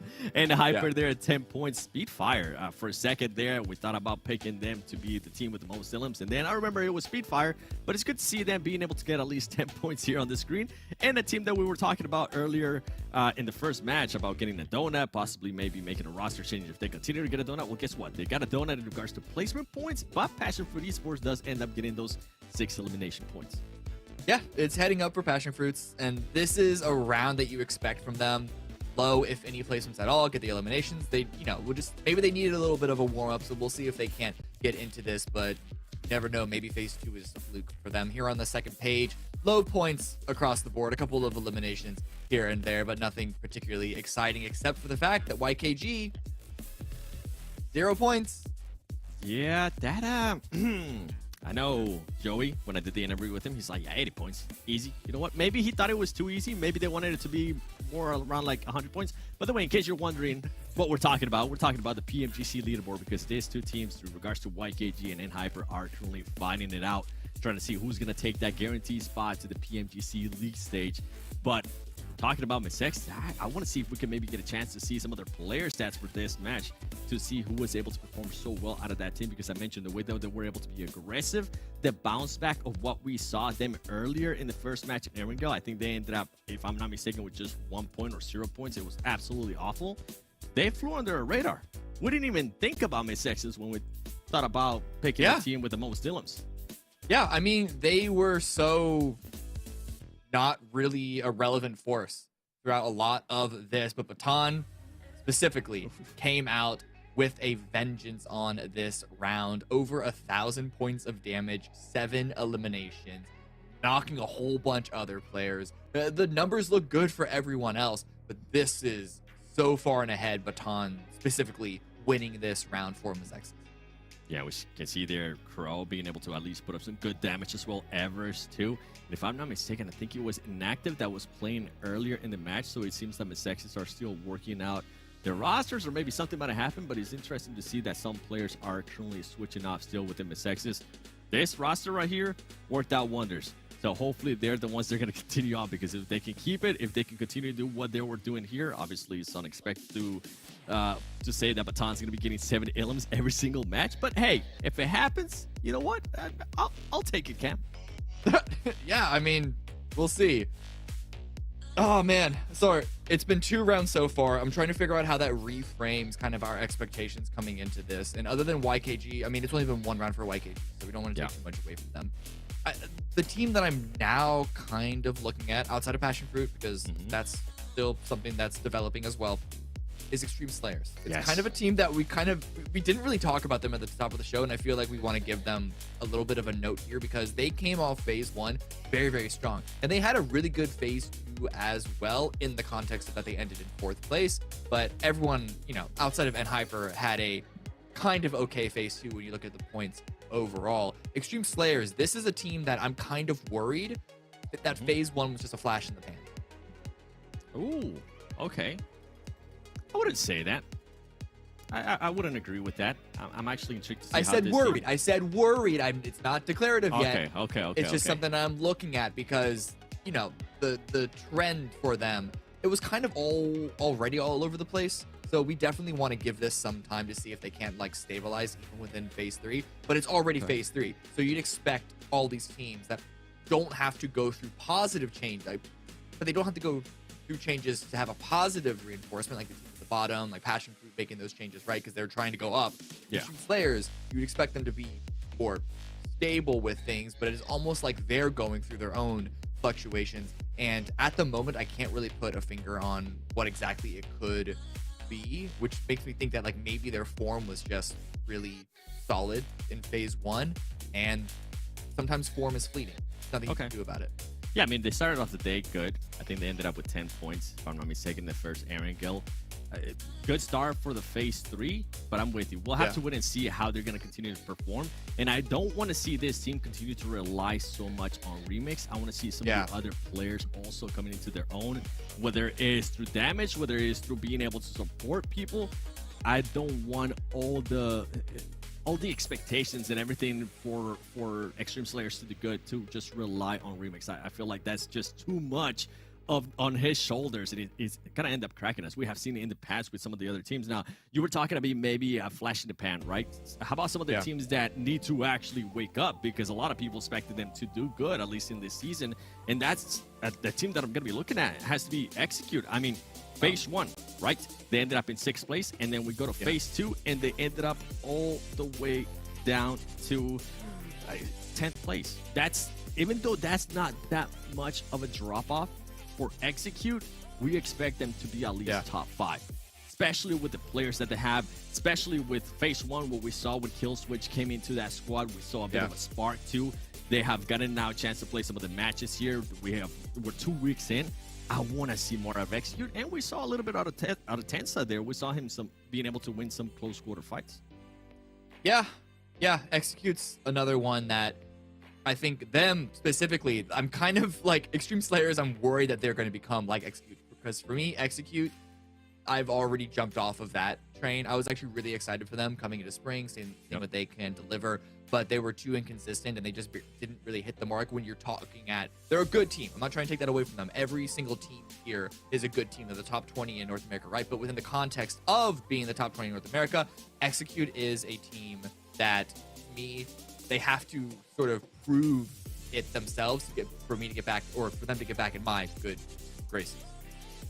And I think, if I'm not mistaken, I think week 1 is going to be on our left. Week 2 is going to be on our right. I mean, they're being consistent in regards to elims, in regards to damage, but it's the stats that we're not able to see on this graphic, which is going to be probably those placement points, right? Them being able to get off really early or get eliminated really early on. Something that I did enjoy out of Execute that they were able to do in the first match, and we didn't really get a chance to talk about much of it, is they took advantage that YKG was not playing in the first Erangel. They decided to go to Primors, and that allowed them to hold that bridge camp, which ultimately ended up getting them some good elims in that first Erangel. So it's good to see that they are doing that VOD review, right? Well, what do you have in mind? I just looked up the numbers. Execute had, there was 1 point difference between their placement points between week 1 and 3. So actually the only reason why they ended up in 10th place on week 2, and what was in week 1, 6th place, just has to do with the fact that on week 1 there were so many teams that were all vying for the top. Because if you throw your memory all the way back, there were so many teams. There was a big gap dropping down from 3rd to 4th, and then down from 4th down to 5th, right? So the fact that it was a lot more mixed up in the middle section for them meant that so many teams overtook them, but they're right on the money week by week of what points they get. But with such a drop off from 2nd place, right? I felt like they should have been able to take advantage of that. That's kind of where I'm going with here in regards to Execute. I want to see more out of them. 10th place, even if it was just a difference of 2 points, it's not good enough. So Execute, if you are playing this next match, I want to see you guys perform really well. Let's see what Hot Jukes and Sute got to say. That'd be great. That would be great if Execute started doing well, because where are they? It's so crazy to see Tensa back from his voice pack retirement. You know what I'm saying? Yeah. I think we expected a lot more from this team, but I just haven't seen Kill Switch. I just haven't. Yeah, Kill Switch. So I'll say what what Cameron Davis said. I love what he said earlier, right? He said, "I'm not saying it. I'm saying I'm worried about it." Right? So how about this? I'll just say that I'm worried about Execute. Okay, that's it. Yeah, it's one of those situations where it's like, make it make sense, right? You have 4 really good players, but it's like, where is it? Where are they? Yeah. Where are they? No. I don't know. Fate, PMGC, Kill Switch as well. Tensa from the Knights, one of the top players. And then you got Trick coming in, who also just had, you know, global experience. And it's like, this team is so middle of the pack that they just not even on the radar as a top contending team in NA whatsoever. And it's just like, where is it? Make it make sense. So, I don't know. Like, it's almost like a question mark for me as to why they're not in the top 3 or like top 5 even, right? So I don't know. I'm in the same boat as Cameron where it's like I was really excited. I had a lot of hopes, but by now it's kind of like I'm not writing them off. It's just like I don't want to think about it anymore. Like if they gel and it starts making sense, then cool. You know, I'll think about it, I'll talk about it. But otherwise, it's just, it could happen, it could not. They're just kind of floating around. Yeah, I'll just be straight up. For me, it's not even a question mark at this point. It is what it is. Like, it really, I just don't understand it. I mean, this is North America. You know, I mean, I was in Saudi Arabia, and I'm talking to other teams, and they're memeing about, like, hey, worst case scenario, I'll just come to NA, and we'll win, and just move on. You know what I'm saying? That's how this region is struggling. So if Execute is struggling here, what's going to happen if they were even by some shot, you know, make it into another stage? It doesn't look good. It doesn't look good at all. So, I mean, yeah, I just am surprised they're not gelled yet, considering how much, you know, synergy this team should have, how much experience all of them have at this game. Yeah. But, you know, if we're going to see it, it's now. I mean, I'll try to give them the benefit of the doubt, like, all right, you know, we're saving our strategies till the last week. We don't want to give away everything. You know what I'm saying? Like, something so silly. But, I mean, I need to see something crazy to even have any faith in them at this point, because I just don't. Well, I don't want to think about it. Like I said, I don't want to think about it. I don't want to think about it. Yeah, I don't want to think about it. Well, what I do want to think about, though, and I'll bring it up right now, is hot drops between YKG and NHyper. I was saying they could save it until the second to last stage to see where things kind of stand. Maybe that's when they start doing it. Jukes, I'm already starting to think, like, maybe they should start doing it today. Like, it's not looking good at all. 0 points for YKG coming into their first game. How many points did NHyper get in their first game today? Like, very first match of the day? Like 20. 20, Crazy. and then second match, they got a second place finish. Like 15. Like, Yeah, 15, 16. Crazy to watch. Yeah. And then they got, like, I mean, what, just one pretty much donut for YKG off the rip. Yeah. So, yeah, that 80 points has grown quite a bit. But let's look at this as we watch as Wall Street Bets getting it done against MEZEXIS. Oh, this should be a nice day from ChatG. It does hit and connect. Let's see what the rest of Wall Street Bets are going to do. They do have a good angle on the Crow. They get him. The Wall Street Bets are definitely at the advantage. They're going to go ahead and get these thirsts. It should be just one player up left. It's just Everest. And this is a really tough position to hold if Wall Street Bets decides to push. But it looks like since they have such an advantage. Oh, third party. Gonna, oh, no. Oh, YKG? Oh, yeah. It's YKG. They need these points real bad. So here comes YKG with a beautiful third party. We talked about how their aggression, right? They have Fierce back in the lineup. Chico up look close at that. with the double. This is what we've been waiting for. All right, yeah, just throw playing defensive out the window completely. Just push everything, because that is very obvious. With the 6x? Did he switch to the... Huh? 6x DBS, baby! That's what I'm talking about. Does it give the weapon more range? Oh, it does. And you know what? Joey got that range with his R, baby. Catches the rest. So that's 5 Hey, look, eliminations. yeah, 5 points already. Ooh, okay. All right. You know what? This is what we need to see, right? Some solid eliminations at the start for YKG. You know, I think that's going to have a little bit of an eyebrow raise from the players of NHyper, right? Just a little eyebrow raise. Nothing too crazy just yet. But you know what? I want to see Zute in this day. I don't really necessarily want to see a hot drop because I think that it is a little too early for that personally. But I want to see some rotation camps. I want you to disrupt NHyper in some way. You know? Okay, yeah. So I want to see them. They did their homework because they should have, right? Because I mean, PMGC is on the line. Know where NHyper's going to rotate. try and camp it out, see if you can catch a couple of their players out, and just make them nervous to rotate anywhere. That's all you got to do. And then save the hot drops for maybe even tomorrow. Yeah, and honestly, Jukes, a hot drop would be too easy, I think, for NHyper to like adjust to, right? Exactly. Because they're such a good team, and NHyper drop in a way where they're all split. So it's like if they see other shoots coming in, they know probably what's up, and they probably have a backup plan ready. So yeah, I think a hot drop might be too almost like amateur for the NHyper team to suffer from. So camping a rotation, though, on the other hand, there's so much VOD reviewing you could do to really get a nice rotational camp in, and that could really be successful. So I like that point that you bring up, hot drops versus rotational camps. Why not do both? You know, bring out one on one day, like you said. Sure. And NHyper, they did lose one player early here. So NHyper, shaky? I wouldn't say shaky, but hey, they're down to 3. That's something for the side of YKG And to this look is forward to this Sandhawk. match.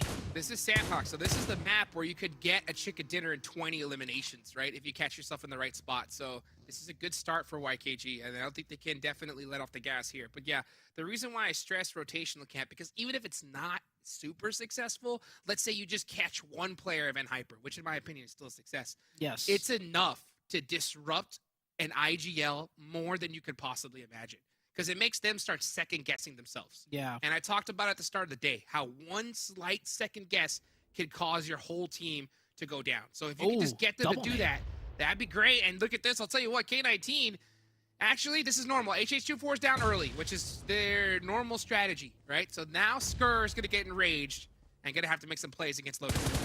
Betty hitting that double nade off the rip. Good. Oh, Oh, I don't no. think the plan's working, Jukes. Plan Well, the is thing not was working. is that he was only knocked and he wasn't thirsted fast enough. So if Okay. HH24 was fully thirsted, I like the fact that they delayed the thirst, so he couldn't fully transform into his enraged form. You know what I'm saying? Okay, well, that's K19 out, MEZEXIS out, and Wall Street Bets out very early on in this Sandhawk match. We're only into circle number 2. So things are really heating up this week. YKG, they move closer to the central circle. I think YKG is looking for every opportunity for points right now. And I honestly think they should just play more aggressive and less defensive, even if defense makes sense, in my opinion. Because that Miramar game, holding that defense on the north side, that makes a lot of sense. There's nice angles you can hold.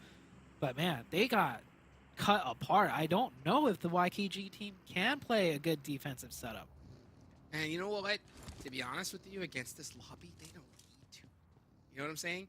They really don't need to. I think they need to kind of go back to that phase 1. Just, hey, hit edge and just push everybody. Hit everyone. Yeah. Yeah, just push. You know, these teams are, you know, I mean, they are coming off of a week, so they might be a little bit rusty.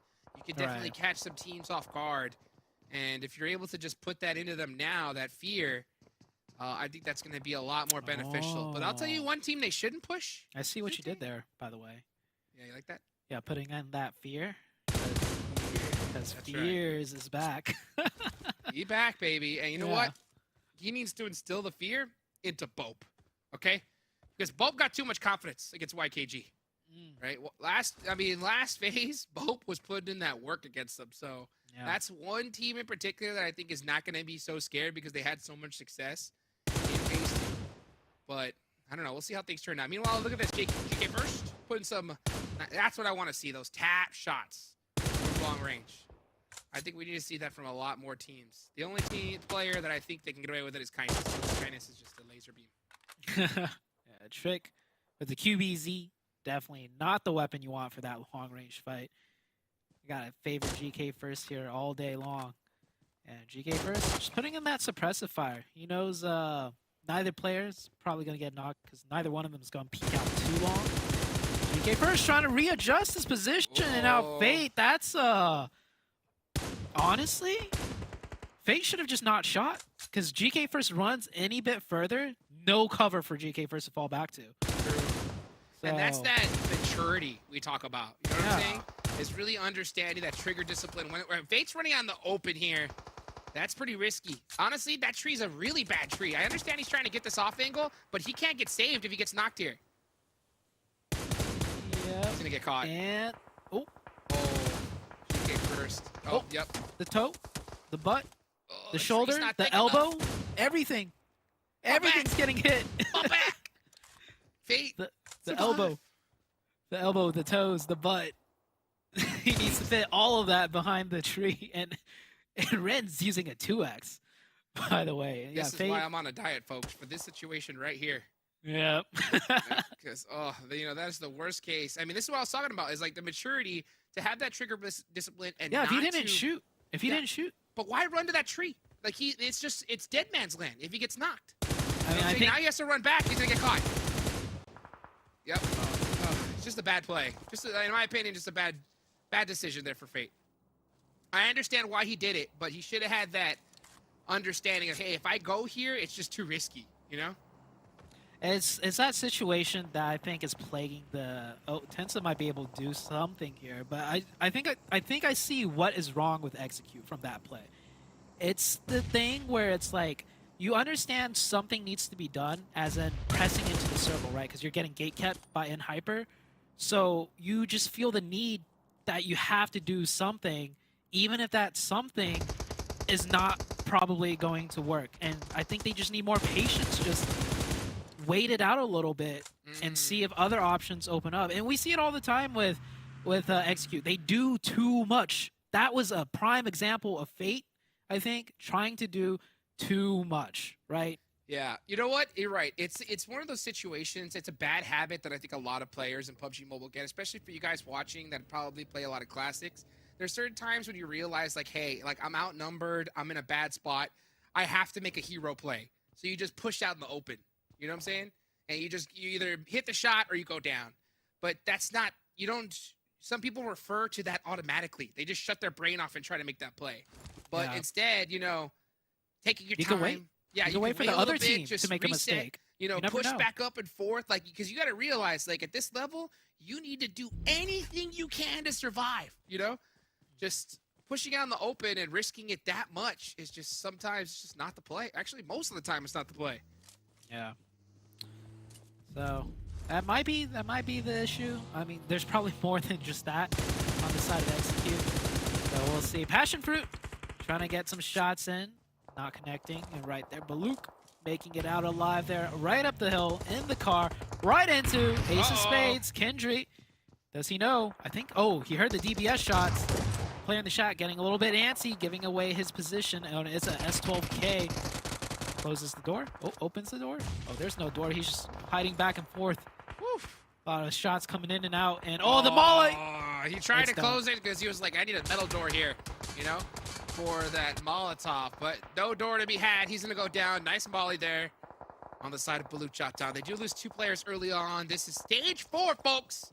Blue zone comes in super hard here. And you can see VALIC already had started to chunk. And as this zone closes, it's going to do the same amount of damage. Once it hits the next circle, it's going to do a whole lot more. And PASSIONFRUIT, yeah, you can see them. Ooh. Papa Blue is just punishing them so much. Yeah. VALIC does make it in right here at the edge, and he does have this vehicle to work with. But he knows the second he jumps in, it's going to be problems. Trigger discipline. Wait. Now. Yep. Yeah, Great. that's how you do it. That's how you do it right there. Hey, you got knocked, but hey, he at least knocked the other player. And got the finish. Trigger discipline. Yep. That's just 2 huge differences in maturity. Not shooting and then knowing when to shoot. So Juancho, last one up. That's He's black. gonna try and blend in with that blue zone. Maybe he'll sneak in. We'll see later. As BOPE here down on the southeast side trying to fight their way in against LOTUS. Oh, Nice knock right there. Betty goes down. Ophelia, another monster player here for BOPE. BOPE is one of those teams, I think that once they start really... It takes, I think they need 2 right decisions, 2 little fixes for them, and I think they can be a deadly squad here. But there's a lot of inconsistency from them. I think they just need to gel a little bit more and understand where each teammate's body is when they do pushes. Yeah. Because you can see each one of them right Definitely. now. Yeah, just a little bit too separate, looking in either direction, rather than, leapfrogging, covering each other's angles as they push. Yeah, I agree. Nightcrocs, we've seen star moments from him. We've seen star moments from Ophelia. Individually, right? These players are all good and can make their own star clutch up plays. But you're absolutely right. The team synergy is what's lacking on BOPE, and that's why this team falls apart and struggles from time to time. So it all comes with time, that team synergy, and knowing where your teammates are. Oh, Juancho. And Juancho getting involved. Wait Ophelia. for it. Oh, that's a little bit of a whiff. Yep. And, you know, we talked about that trigger discipline. His position is completely gone. And you can see what I'm talking about. Like, BOPE, you know, they're going for single plays right here. I mean, they could definitely make them. He can hit these shots, and he does. Nice. He's just better. Yeah, he's just better. He's going to win this. Yep, Yes, he's he just does. better. Yep. So get the thirst right before you go down. Very nice. So, you know, beautiful play there. But imagine if they were together. You know what I'm saying? I guess that's what I could say. But, you know, nice pickups there from Ophelia regardless. Got to give man his flowers when he deserves them. Meanwhile, who's still in this zone? YKG down to one player. So YKG, and it's just Joey He's up healing in the blue zone. Yeah. Yeah, He's- so not able to get that finish, right? Nice start, but like Cameron likes to say, flash in the pan, right? Flash in the pan. Flash in the pan, and Joey's about to go out soon here. You can see Joey moving. I think he's out of meds. And this is going to be top 7 finish for Joey. And oh, wait, Joey's in the zone. Okay, hold on. But Blue's still closing. He's got 3 people. Yeah, nope. Nope. And he's going to hold the nade as he goes to the lobby. Oh, he chunked it. Wait. He's going for the nade knock into the nade thirst follow-up. Any point he could get. He's got no Got heals. 2 more. Throw it all. Yeah. Throw it all. Throw it all. That's You got it pretty all. much Just try to hit something. Try to hit something. Meanwhile, who's going to get top 3, Zute?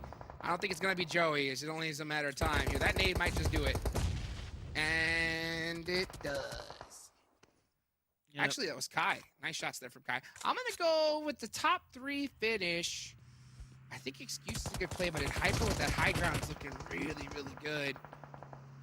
Let's see. I'm picking in Hyper. Yeah, I think can't go wrong, right? Let's go in Hyper. Top 3 finish. I'm picking them. Yeah, I mean, it's a safe pick, too. In Hyper, down to 3 on Sandhawk somehow always makes it work. Like, they ink out points. And look at this, in Hyper. Getting aggressive, going down the hill here to take a fight as a 3-man when they could wait for the next circle. This is just taking every little opportunity possible regardless of the risk. And honestly, with one of Hyper's player on the high ground, Kindness, Wow. they just have the knowledge and the confidence in knowing, hey, we could take this risk because we have Kindness on the high ground. Ren does go down, though. GK first blinded, trying to get that revive. 2v3 scenario. Kindness is still holding on the high ground, watching for the push. GK first is going to be able to go for that revive. And I think, yeah, the other team's going to do the same. So Excuse back up to 3. Both teams up to 3 now. Both teams do need to move in as well. Now we're starting to see some eyes onto this area here as we do see top finish 3. 7 WBG picking Extreme Slayers. That's a very solid pick. They have a lot of real estate here in this position. Skills Honestly, of Mind. that was an easier pick. Yeah, that was an easier one. I think Skills of Mind would have been an easier one as well, but the position they've been holding has been rough. Nice shutdown there for Bryn and Hyper looking to continue that pressure as Excuse down to just Rosh getting Ooh. pieced up in the open. It doesn't look good for either of these players. Yeah, Rinson's probably going to go down here. Look at the patience out of Ren. And pre-fire. Oh, he goes down. Yep. Rosh wins that. Actually, no, it's just a remix. Remix from this inside of the circle had complete sight lines and takes him out. So, and Hyper does a little bit of a bet there. Top And 3. Top 3 finish, right? Just like that. So it looks like all of us are going to get that nice little point. Meanwhile, who's going to win this game? Who's going to get the most points? Extreme Slayers, right? And They Hyper. heard Cameron. I'm kidding. They heard Cameron worried and said, Cameron, don't worry. We're here, baby. We're here, ready to get some chicken dinner. Yeah, it's nice to see Extreme Slayers show up here. It's a team that you picked to be in your top 3 at the very beginning of the tournament. So it's always good to see this team perform. Next circle. Imagine the circle goes to Hyper, and then Skills of Mind have to fight. Okay, never mind. Well, actually, they might have a little bit of the zone. Skills of Mind might fully engage. I'm just, Well, it's a long shot here, but there's a small chance. A very small chance. I'll tell you what, there's a 100% chance though that NHyper are gonna get way more points YKG? than YKG in this game, as we saw Baby Bray putting some pressure. Oh, GK first goes down from Remix. I think they're gonna be able to get that res off, but you're all right. If Excuse and Skills of Mine get into a huge battle here, which is most likely gonna happen, it's gonna get pretty crazy. But I think they both wait and just take out NHyper first. Oh, Kindness gets a nice shot on the wasted. Ooh. And a finish. Oh, no, stolen, I think, by Kindness Extreme is done Slayers. for. Yeah, Yeah. blue zone coming. Kindness. He runs out in the open. Oh, finds a tree! And Nope. he's gone. Now it's oh, Skills of Mine lost a lot of players there. 2v4. Bomba needs this one clean, and he doesn't get it. Extreme Slayers, here it goes. With the Beautiful. chicken. With the dub. Nice chicken dinner for Extreme Slayers. And Hyper finishes in third, so they got first, second, and third now. So YKG, I don't know, man. It's rough. Extreme Slayers looking good though. Nice game for Extreme Slayers. 10 eliminations right there. That's going to put 20 points on the board for this squad. We've been waiting to see some more action from them. Remix, obvious monster for this squad. But you know what? This could be what they needed, right? They could have needed just a good little boost for them to start cranking things back up again, you know, because they were so hot there in phase 1. Phase 2, a little lackluster compared to what we were expecting. And then hopefully, this is their little comeback. Yeah, this could be that comeback indeed. Remix, yep. Throwing himself up there, 4 eliminations. Kindness. Oh man, this guy's always on the front page. I swear. Joey with 2 eliminations with the grenades, but I don't think that's enough. I don't know. Kindness got the finger guns pointed right at Joey. You know what I'm saying? So, I mean, Joey's going to have to do something. Joey's going to have to make something happen if YKG wants to make it. This has been the big storyline, right? Who's going to get that PMGC ticket? It's between these two teams. And right now, it's looking like it's all NHyper. We'll see what happens, though, guys. We're going to go to the highlights, so we'll be right back.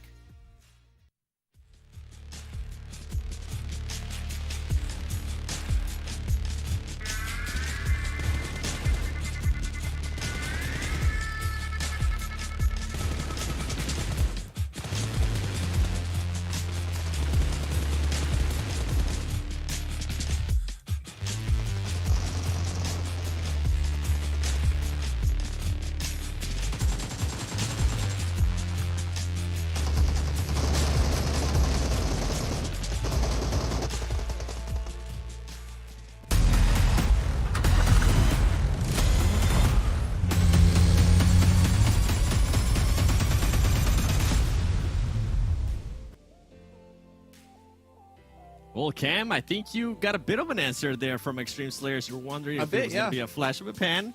They did perform well in the first game. They sit out the second game and coming here into the third game. They were like, you know what? I think we're going to get that win as we're going to pull up the match ranking. But overall, I mean, that's kind of the response that we're expecting out of Extreme Slayers, being able to get that 20-point chicken dinner. Yeah, I mean, hitting double digits on elimination points with the win, always good to see, especially on Sanhok, where sometimes, because there's chaos everywhere, it's not too surprising if you see wins that are like low eliminations, where there's like 5, 6 teams all with 6 eliminations. But the fact that they were able to pick up so many all coming in from Quarry, definitely a good job. And I'm starting to, you know, lean back into the Extreme Slayers fandom side of things. Yes, come on. I'm still on that remix train. I want to continue to see him play really well. I guess we'll maybe get a chance to see all the player stats. By the way, you were talking about surprises. You were talking about the chaos. A team that was able to take advantage of both of those two, the surprise and the chaos. Skills of Mine.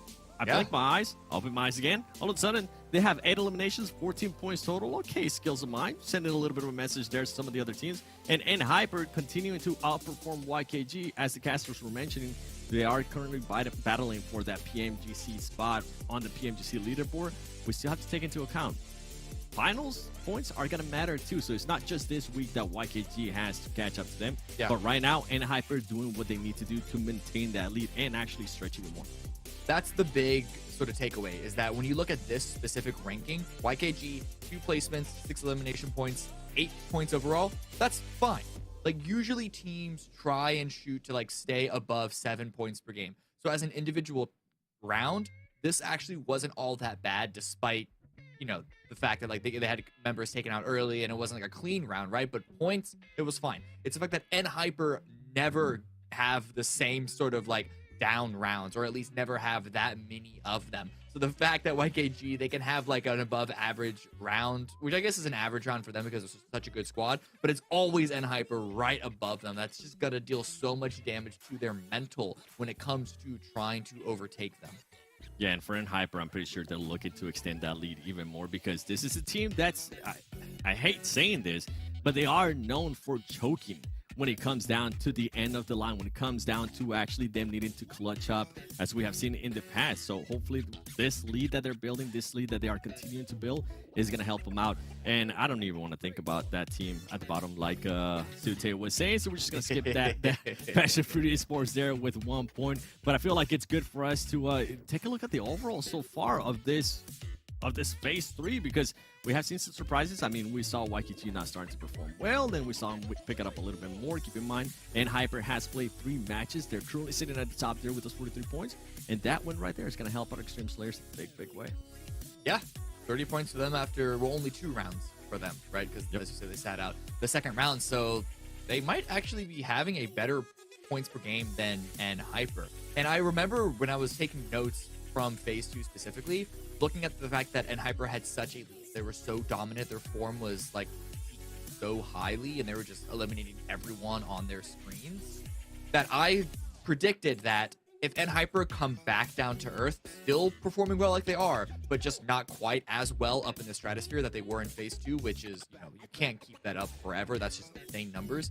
That XTREME Slayers would actually benefit more than 412 Nomads, looking at their different playstyles. And I kind of put PASSIONFRUITs in there as well, but that's another conversation. Well, we'll wait on that one, okay? By the way, talking about 412 Nomads and Canadian Eagles and 412 Nomads did get a chance to sit down this Sandhog, so they didn't get to soak in the madness, they didn't get to soak in those free points sometimes that you're able to get from third party in certain fights. But Canadian Eagles, with the performance that we have seen today, being able to maintain that third place right there. MEZEXIS too, we saw what they were able to do in Miramar, pushing them up within the top 4. And I kind of want to continue seeing what some of the other teams are doing. By the way, quick little shout out for Skills of Mine. They're in 7th place. Good to see you guys not at the bottom. Love to see it. I will continue to shout that out if you guys continue to perform well, because we don't want you to be a feeder team. Yeah, I mean, All Street Bets game, WSB Gaming as well. They're another team that is, you know, sort of gone up and down in the leaderboards. But yeah, YKG, 8 points. Really, it says they played 2 matches. Let's just say they've only played 1 so far. But PASSIONFRUIT being lower than them, 7 points in 3 matches, being tied with Execute in that is just, I don't know what to say about that, honestly. Yeah, I'm going to give them a break, and the reason why I'm going to give them a break is because they are going to be lucky enough to sit down the next match, so maybe they'll be able to go back, drawing board, rethink what's happening. Maybe if Sixless is actively talking with them, obviously, I don't know, I'm just assuming here, he might be able to be like, okay, this is what you guys are doing wrong. The whole team can kind of take a breather too. I want to see more out of Nate for PASSIONFRUIT Esports, as I mentioned at the beginning of the show too. That's a team, that's a player right there that can definitely improve the whole team with just one performance. I want to see that. And another team that I want to see too, it's going to be BOPE and NHyper, because if I'm not mistaken, this is going to be the last match of their day for them. So Sute, Hot Jukes, take it away.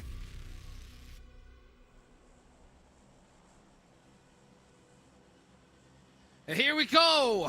We're heading on back on over to legendary Eric Gale. All right, let's see how these teams are going to bounce back. How much more will NHyper dominate? That is the question that's on my mind, Zute. And we got a nice little beautiful plane path right down the middle. It's good to see XTREME Slayers show some signs of life as well. Yep. XTREME Slayers and MEZEXIS have really shown up today. NHyper just never stopped showing up, right? So, yeah, those were the 3.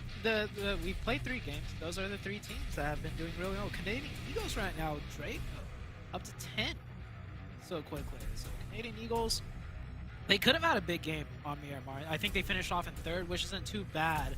But we saw one of their players go down early. It was Quinn. So it's Canadian Eagles. Maybe this is their match to really pop off. As for highest damage, Wow. 1500, and what did Kindness have? 2900? Did I Yep. see that correctly? That's... How many games have we played? 3? 3. That's a lot of damage. That's ridiculous. That's like crazy. that's like what you see in like maybe 2 days. Yep. The day's not even done yet, Juice. And Hyper still has this match Look at the to top play. players. Look at the top players' knockouts. Unbelievable. 1, 2, Insane. 3 finish.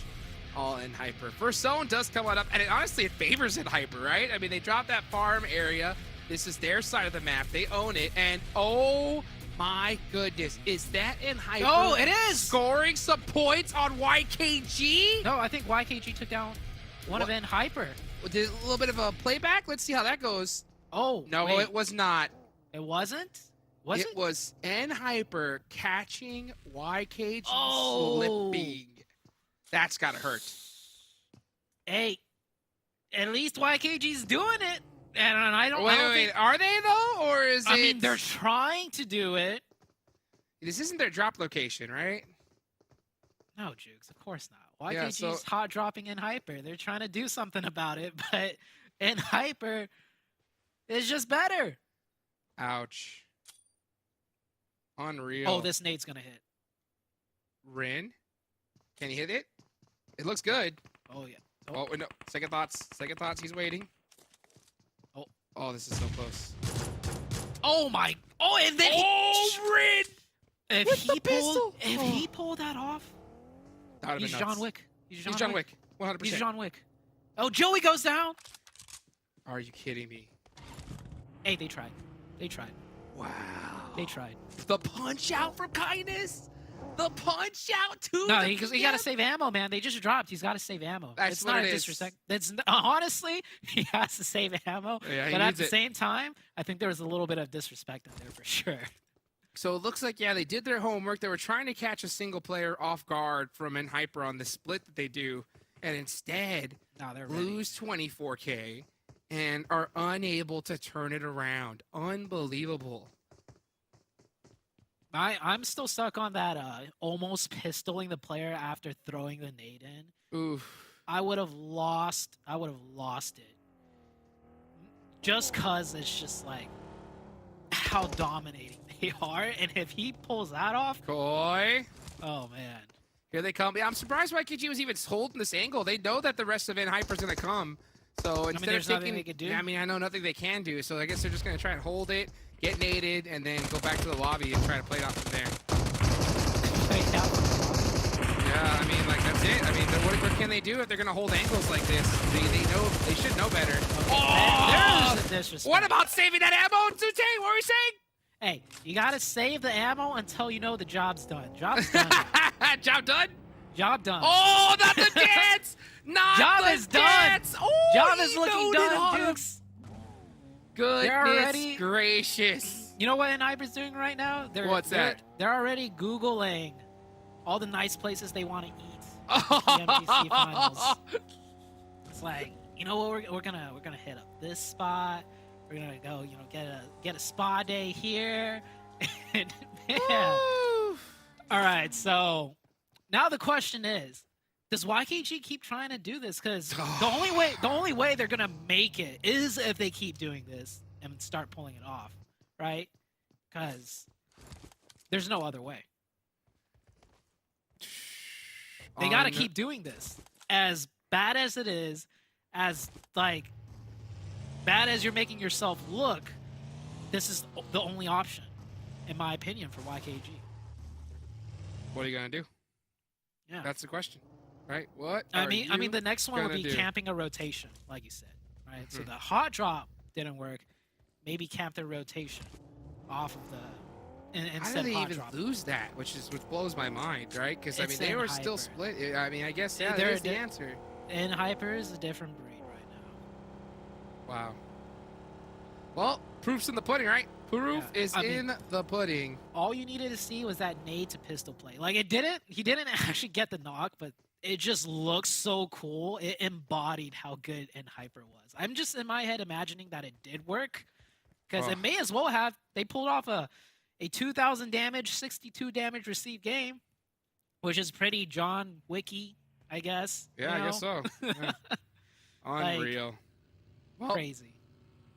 that's how we're going to start off week 3, guys. Right? That's how we're going to start. I love how I will respect the attempt, right? Yeah. I They knew they had to do something. Yeah, they knew they had to do something. It didn't work. It worked in the complete opposite fashion. And so bad that, Hyper didn't even lose a player.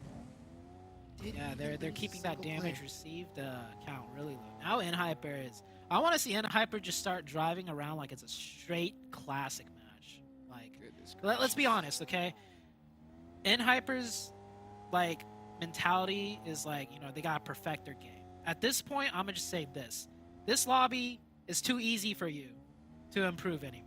So at this point, just play it like a classic match. Wow. Yeah. I mean, what do you do? Are you on board with that? Yeah. I mean, honestly, it's kind of. This lobby's too easy for them. Imagine how the rest of the lobby felt just watching, understanding the situation, and then just watching the feed and just watching them completely wipe the floor with YKG. Like, Completely. dude, I mean, that is the ultimate, like, don't touch these players. Like, if I'm getting knocked by Hyper, I'm getting a little nervous. You know what I'm saying? Any of these players are going to start feeling that at this type of situation. And that hesitation is going to make things even worse for them and even better for Hyper. So, wow. I mean, I know we keep talking about it, guys, but it's so crazy because, when it comes to PMGC points, right, the rest of these days count. The finals counts as well. But Hyper are punching such a huge lead that, I mean, it's going to – I don't know. I don't know what YKG could do to try and catch up. I mean, we saw an attempt, and it just get completely stiff-armed and then ran back for a touchdown. Yeah, that was. They didn't stand a chance. At no point did it look like YKG had a fighting chance. Maybe when their feet touched the ground, right? They had a fighting chance. But right after that, it was like it looked like they had no chance at winning that fight. So it's just wild, absolutely wild. At this point, I don't even care what Hyper does. Like. The rest of the NA tournament, like they could do crazy plays, and I won't even be like phased. I'm just gonna be like, I just want to see what they could do in Americas. They've done everything they can do, in my opinion. That's true. In this lobby. Yeah, they definitely punched the ticket. Meanwhile, what can Execute do? Not looking too good. Not looking too good here. Let's kill switch in the full laydown mode. Oh, don't. Oh, man. One of the most feared players in North America. Remember that? Yeah, I remember when Killswitch came onto the scene. I was still playing back then. That's he was right, my teammate, right? On Execute. Man, I remember. Why'd you leave, bro? Why'd you leave? Why'd you leave Execute? Oh yeah, I had an offer. It's your fault. I had an offer from Japan. I was about to go eat a lot of sushi in Japan. Oof. So I was gonna do the uneven route, right? Head to Japan, move across the country. I mean, that's I remember that. Yeah, so things didn't play out though because COVID. But after that, I was like, I picked up the casting gig. And I was like, do I want to go back to comp? Do I want to go back to Execute? I was like, but Execute, ever since then, Execute is just never been the same. Hey, what can I say? The hero that Execute needs but doesn't deserve, right?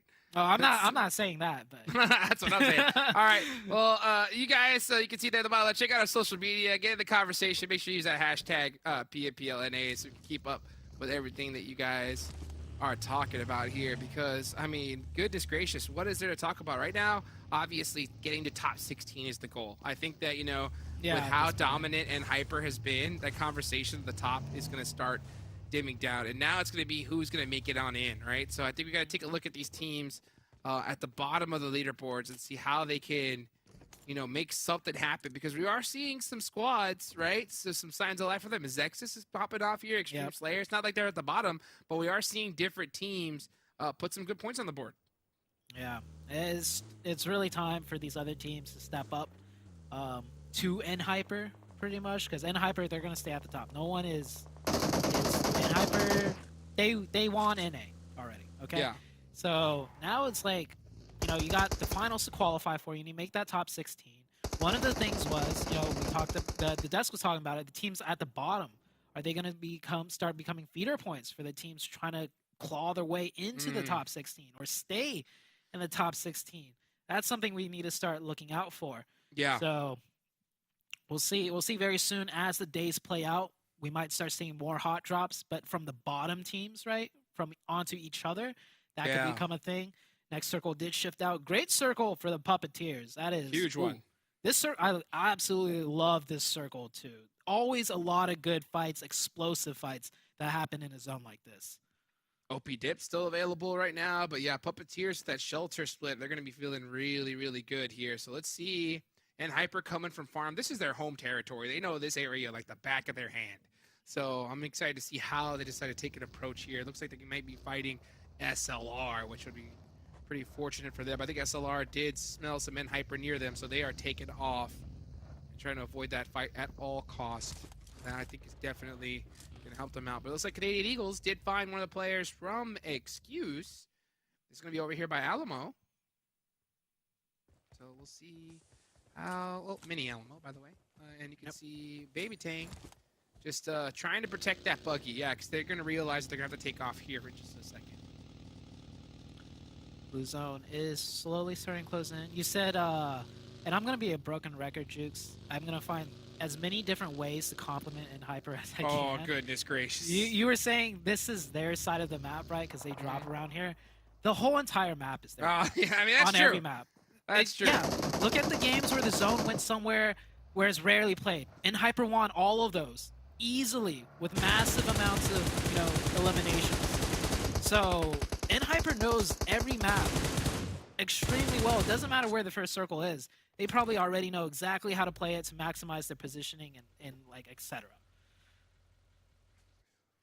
I mean, what else can I say? What else can I say? It's big facts. Big facts. I mean, this team, 5 eliminations so far. They've already took out the main team that they need to worry about. So at this point, they're just cruising USA. And let's see how many points they're going to total up here as Kindness, man, applying some pressure to Skills and Mind. It's crazy that even with so much Look at this. they're just on the run. Look, Oh. no matter where you go. Goodbye. Oh. Goodbye. Oh my God. 8 eliminations. 8. And they've had a top 3 finish every game so far. And I think this is their final game of the day. Yeah. Right? Yeah, this is the final game of the day. So, top 3 finishes most likely every single game in day 1 of the final phase. Yeah. I was. Look at the Hyper, points. Look at the points. maybe. Look at the live ranking. Where's YKG? Maybe. 8? Hey, YKG have one more match to go. Okay, yeah, whatever. Like, I mean, they were talking about an 80-point. That's not that bad. That's not that bad. How about double it or almost double it? Yeah, that is insane. It could be 160 points at the end of this game with how they're playing so far. I'm not even kidding. It could. It honestly could, Juice. And Hyper's only getting more and more confident as every match goes on. Super Lazy, Reflex, and Puppeteers, and we have a third team involved in here too. It's a 3-way brawl, Jukes, for this compound. Such a strong compound. A flash coming through. Dong! It was Dong! That stun grenade definitely did some damage there. And, is he gonna get more? Oh, he couldn't find it. And it's Long! It's always Long! Taking down Dog, but Long goes down to 4-1-2. Nomads try to take this spot right here below Shelter. And they're going to go ahead and secure it. So they're going to get their players up. A K-19 in a dominant position. Honestly, I think this is the best spot in the map. So at least for this circle. So K-19, right? It's finally their time to shine. Could be. Could be. Butterfly Effect down to 1 in the feed on the right side. Yeah, we're looking at this fight right now, actually. Wall Street Bets gatekeeping out Butterfly Effect. And for anyone that wants to, if you could go through all the VODs and clip every single time Long has taken out Dong. Oh, it's crazy. And then hashtag PMPLNA for us. Hey, we might just put that on our reels, honestly, because it's happened so many times. Excuse. Onto Canadian Eagles, Baby Tang, last one up. Trying to hold the fort down. Little Alamo. I don't think he can do it, though. Nope, he goes down. Yeah, it's a tough spot to hold, unfortunately. And Kai, take it down. Quid there. And Canadian Eagles just having a hard go at it. They were losing- holding a. Yeah. Oh, splits. That's a bold split, by the way. Yeah, I don't think the split works, honestly. Not at all. I don't think even in Hyper would pull off a split like this. It's I mean, how do you just- cover them? I mean, you have to go Yeah. outside of the broken wall, but even then, there's another wall on the other side. So, Yeah, exactly. yeah, it's just not a split not a that viable works. split. But hopefully they learned. Hopefully they learned. Ed Hyper doing some teaching here on the way into this next zone. Kindness with 4 eliminations, you know? Make that, what was that, 5? Yeah. Oh, no, actually, that was the other players that got it. 10 so far. Make that 11. This is getting silly, Sute. So, I'm sorry, it's still 10. So it's still 10 eliminations. But, You just gotta play it like a classic match. At this just have fun. Just have fun. Yeah, It's a just play game, it right? like a Have fun. classic match. I mean, just play it like a classic match. Just drive around, True. find eliminations. I mean, they're making it look easier than my classic matches, even. You know? This is ridiculous. Rin just This driving is- around. And this is a tournament, by the way, Jukes. Yeah, And this dare I is- say it? Dare I say it, Jukes? The best of the best in NA. Because they are. They are. They they are they the best Yeah, of the best yeah, in that's NA. true. It like factually, and you could just see the difference in skill level between one team in particular, which is N Hyper, versus the rest of the lobby. Wow. Well, crazy performance so far, guys. And this next zone probably gonna go down to N Hyper. I would not be surprised. And let's see exactly how it does play out. And it does go to the south side. So Yeah. a good circle for them. Meanwhile, this compound in a huge contention. Let's see if Wall Street bets. Unable to hold it down. Meanwhile, the Nomads doing a great defense of this compound. And I think I will be picking. What's the question? I don't think it matters. I'm picking N Hyper. All right. That means I picked N Hyper every single game today. that they played. Yeah. That they played. Guess what, Jukes? What? I'm gonna pick N Hyper for the 5th match. Let's go. Why not, right? Just see if they can pull a little miracle. Not even play it. Oh, that's absolute. That's disgusting.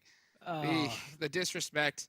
Who knows? Maybe that could have been the game, though, that enrages YKG. You know what I'm saying? But even if you're enraged, what could you do? What can you do when you have a team playing this efficiently here? It's not easy. It's not easy. So let's see. How many points are they going to end up with? Yeah, which team will win the match? We're picking N Hyper on the south side, rocking a massive split. GK First is going to take on the entire team of Lotus by himself. Yeah, massive split. And I think he's doing it. I think It's he warded just- them off all by Oh, himself. Koi got knocked. Kindness taking down one of the Easy players from points. Lotus. Yeah. Well, this is a tough spot here. They got to watch out from the angles. They do lose one. Okay. Kindness goes down, and GK First against Fishy, against It's- 2 players, I think. He's just Secures. gonna go for the point. Wow. Yeah, Gave up. go for the point. Okay, so this was a situation of just they heat checked themselves a little bit too much, I think. You know what I'm saying? Where they're so on fire that they're playing it literally like a classic and just kind of just say, we're good. We did enough today. You know? What are you talking about? They're still gonna win, Jukes. Ren is still up. They're still gonna win the match. Oh, tell that to the Nomads, because hey, guess what? 4-1-2 Nomads, 10 Oh, wow, yeah, eliminations so 10. far. That's huge for them. That is huge. 4-1-2 Oh my Nomads. gosh, that's some more, I think, too. They're at that strong compound where there were Puppeteer and SLR was fighting. Oh, that's Canadian right. Eagles, the last 2 players here trying to hold it down. Excuse does finish them off. So Excuse will stay up with 2. And yeah, 4-1-2, they're at that compound. And I like what they're doing here. They're playing outside the compound, looking for even more angles, more opportunities to pick up points. Up to 11, like you mentioned now. And yeah, just taking shots everywhere. They have 2 teams worth of loot to loot from here, so shoot everything you can, right? Like, why Yes. not? And it looks like a 3rd team probably crashed into them. That is why they're up to 11 points. What a crazy performance so far. So let's see where this next zone's going to go, right? Who's going to get blessed? Who's going to get blessed? And we still have 1 player of N Hyper up. I don't know why I'm still talking about it, because it's just crazy. Rin all by his lonesome. If he wins this game, I mean, I don't know what to do. I don't know what to do. I'll pour Monster Energy on my head. Okay? Everyone wins this game. All right. Bet. Let's do it. Let's see where the zone goes. He's Lock it going. down. Lock it down. Okay. That's all he ain't winning needs. this game. I don't think you win this game with the zone. No, that's all he needs. That's all he needs? Right? 1v4 K19. But Yep. yeah, I don't know. It's going to work because HH24 is still up. Oh, true. K19. This could be their game. K19. Only one elimination point so far, but they do have 4 up. 4-1-2, by the way, stepping up this game. So, yeah, every single game, there's a team stepping up. It was MEZEXIS, and then, which other team was it that stepped up in the... Extreme Slayers? Oh, yeah, Extreme Slayers. Yeah, MEZEXIS, Extreme Slayers, and this game, it might be 4-1-2. They still have 4. They have the edge of zone, but they have a really good spot to push in when it shifts off of them, and no team's going to be able to have a free reign over 4-1-2 on the south side, right? Because we have so many teams down here. I'll say they already did it with 11 eliminations. I mean, well, that is solid. So even if they go out now, I think it's a huge come up for them. But yeah, you know, if they're able to finish strong here with a chicken dinner, that's going to be the boost that nice they need. knock. Wow, yeah, huge one too. That's another elimination point. They're most likely, well, Robert does go inside this building. I wish these buildings were collapsible like they are in PC. That would be insane. But so far, they're standing strong. As Kai is going to go ahead and throw a nade, and that should be it if he's able to get it off. Now, that smoke, it might save him. Nope. Ooh.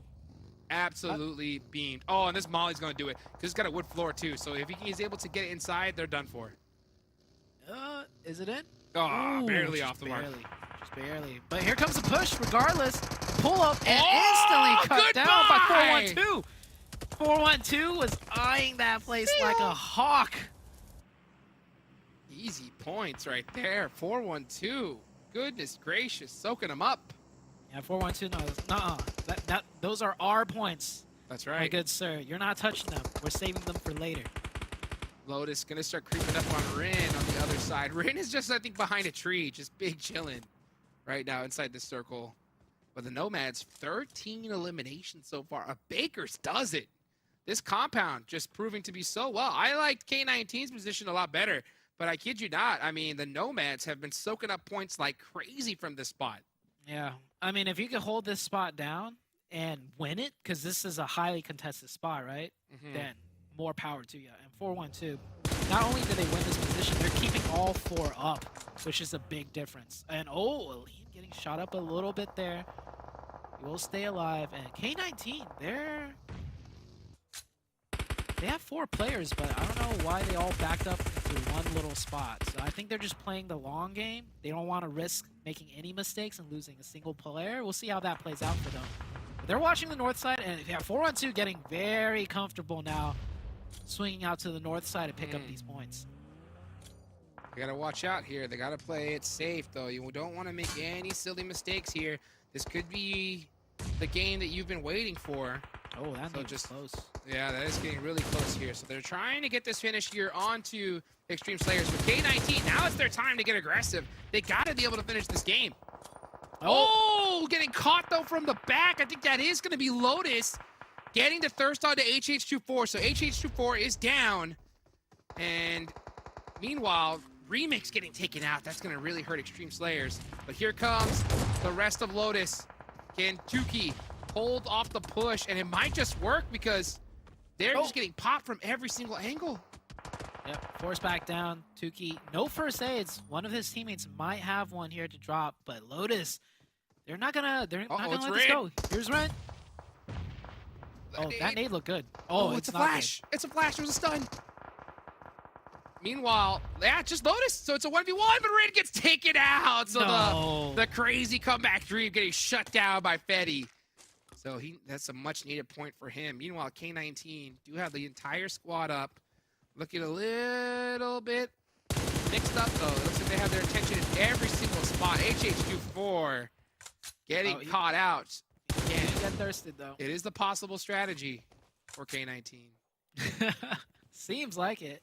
I think he was going for meds, though, like for the team, because the team is hurting. Oh, on yeah, they're meds all right now. lit. Yeah, 1 HP, every single one of them. K19 staying alive with 4. So I guess grouping up was the play. Seeing how shaky they are as 4 grouped up, Yeah, they were split up. He's going for meds. They- He's going for meds. He's going for more. And he's back. Good rest. Trip gonna go for some meds possibly by himself. I think he might want ammo. He's only got 24 bullets. Ooh. K19. 4-1-2 is big chill. If the zone goes to 4-1-2, this is their game to win. They win 100%. There's no way they lose this. I'm surprised 412 hasn't like, gotten a little bit more aggressive, like peek out a little bit more. But it's hard for them to realize that there's a 4-man team that's kind of like a 1-man team at this point because K19 are just so banged up. Yeah, like 2 red HP bars. Yeah, I don't think they have the meds. This could be rough. Let's see how they decide to play it, though. All it takes is one good decision. One good decision at this point. Oh, they got the zone, I think. Oh, did they? Are you kidding me? I think they did. That's a gifted one. That's a hugely gifted one. So 4-1-2 really need to capitalize on this. K19, I think, might be barely in this next circle. That's a little bit sketchy. Yeah, barely. But Just they gotta all have play it to. safe. They have to all move up a little bit, and they might be in the wide open from 412's angle at that point. Because K19, they're deep, like kind of in that hillside or that flat side.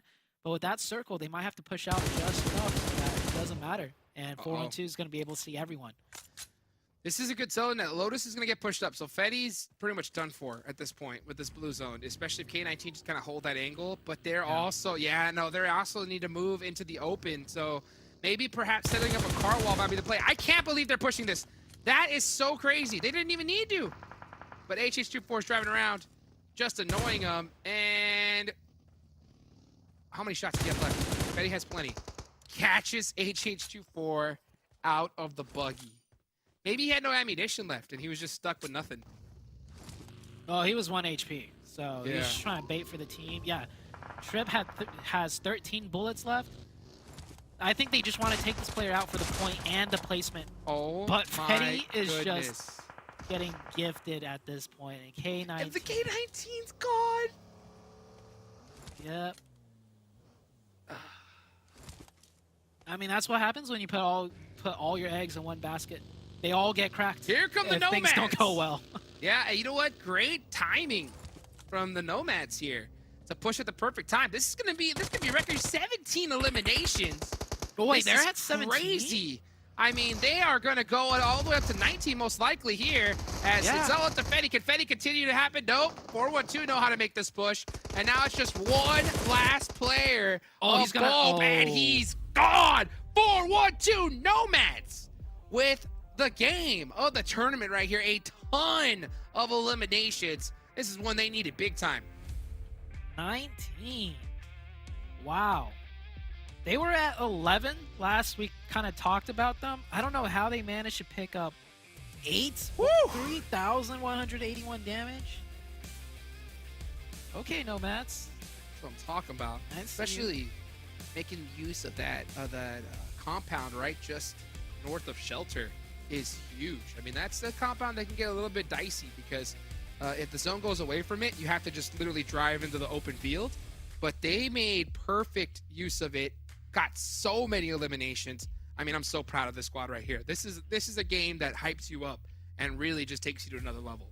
Yeah, like, I'm going to say they definitely got blessed, but they fought 2 teams on screen, and I think they had to fight a 3rd team off screen for that compound.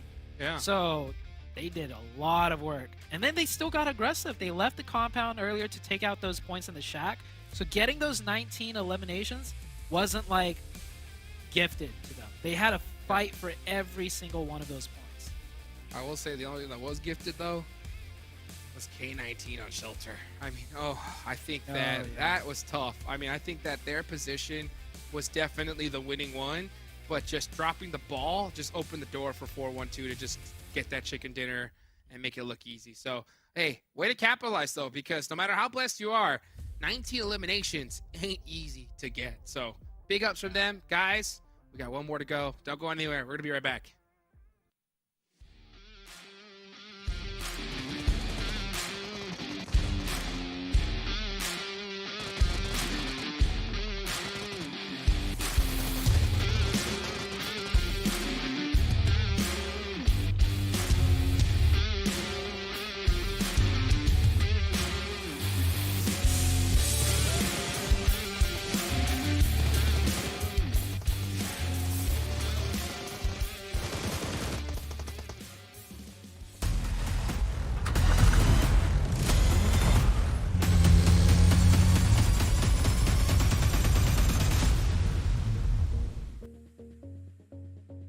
What a match. I was trying to use that hashtag Yeah. PMPLNA on social media, and I couldn't figure out which was better, whether the 412 Nomads win with 19 Illims or that hot drop at the beginning between YKG and N-Hyper. Like, what a statement, too, from 412 Nomads. Let's just rewind it a little bit. Today, so far, the performance is 1 point first game, second game, 2 points. This last game, as we're going to be pulling up the match ranking, at 29 points total. Wow, Cam. Yeah, listen. Other teams, they tried to fight for their little sections of that map, but once we hit the mid game, Nomads, they had their position, and most importantly, they had their angles. They were landing all of their shots from those ranged positions to get all of those eliminations. We saw what happened when teams were trying to push, like other teams in Shacks, like I think it was Execute trying to push onto Extreme Slayers. It didn't matter because 412 was picking up all of those players, and then just like at the end, everyone was so healthy on their team. They just strolled on through the last few eliminations that they needed to get 19 elims. Insane number. At the end, not only did they end up getting the final circle too, but I have to call it out. K19 with possibly one of the worst executions there towards the late game. HH24 just driving around, whether he had ammo, whether he had not had ammo. Just the overall play out of K19 there when they have 4 players alive, all of a sudden we blink our eyes and they're gone. Poor execution out of them. Lotus Esports, a team that I was talking about earlier in the day. Good to see them there towards the top. And Skills of Mine started to drop off from the little high that they were on earlier. 0 points there for them, and as I mentioned it earlier too, YKG with that 0 point, and Puppeteer. I mean, these are teams that I kind of expected to be getting a lot of points. Puppeteer, especially one of them, considering that they didn't have a good phase 2. The way that they're able to perform today, I mean, we saw Long earlier being able to knock down. It's just things are not going well, especially for YKG after trying to hot drop. Yeah, things aren't going well for a number of teams, and in this match specifically, unsurprising to see so low points here on the second half because, yes, 29 points for 412 Nomads, but also in Hyper, a bunch of eliminations even before they went out. So that's a lot of points going to 2 teams only. Yeah, well, I think I decided. I had the dilemma earlier, YKG hot drop on Hyper or 412 Nomads. Well, you know what? 412 Nomads is going to take that post for me. And I actually got a chance to sit down with them and interview them. So let's take a look at that real quick.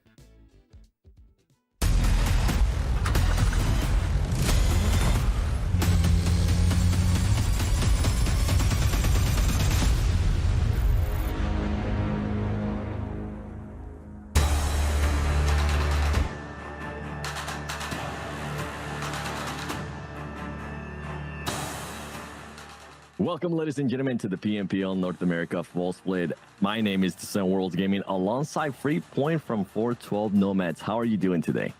Все отлично. All right, straight to the point. How has it been for you and your team to relocate from the Western Europe region to North America? Is there any difference in the competitive level here? Переход был сложным, особенно перелет, долгая акклиматизация, первую неделю было сложно играть. Right on. Would you feel like now going into week 3, you guys are more accustomed to being here in North America and playing against this team since you guys did improve from week 2? Да, мы ко второй неделе были готовы, можно посмотреть на результат. А третью, думаю, еще лучше сыграем. I can tell you the results. And I meant week 1 there. Week 1, you guys ended 8th place with 103 points. Week 2, you guys ended 3rd place with 148 points. What was the major thing that you guys did to be able to improve that much on week 2? Да, особо ничего, просто проанализировали игру команд свою, пофиксили какие-то ошибки. Right on. Free Point is an interesting game because we see you deny eliminations by dying to the blue or your very own teammates. So what does your name stand for? Просто как легкий килл или легкий ПТС. Ну, изначально это была как шутка, потом остался со мной этот никнейм. Your team is pretty consistent in getting some placement points in each match, but there's a lack of big eliminations. How will that work towards week 3, considering that in week 2, you guys did get more eliminations? Да, у нас нету большого количества киллов, но на второй фазе мы нашли свою игру, что-то среднее, и киллы, и плейсмент поинты.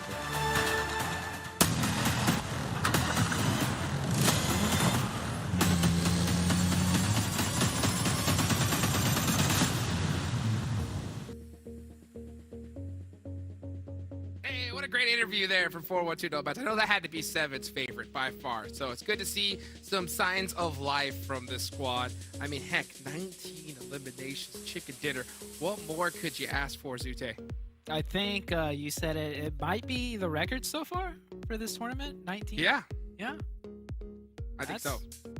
That's nice. 4-on-2, and what a better time to pop off like that on the very first day of the final week, right before we head into finals. So can they keep up that momentum? Personally, I think they peaked.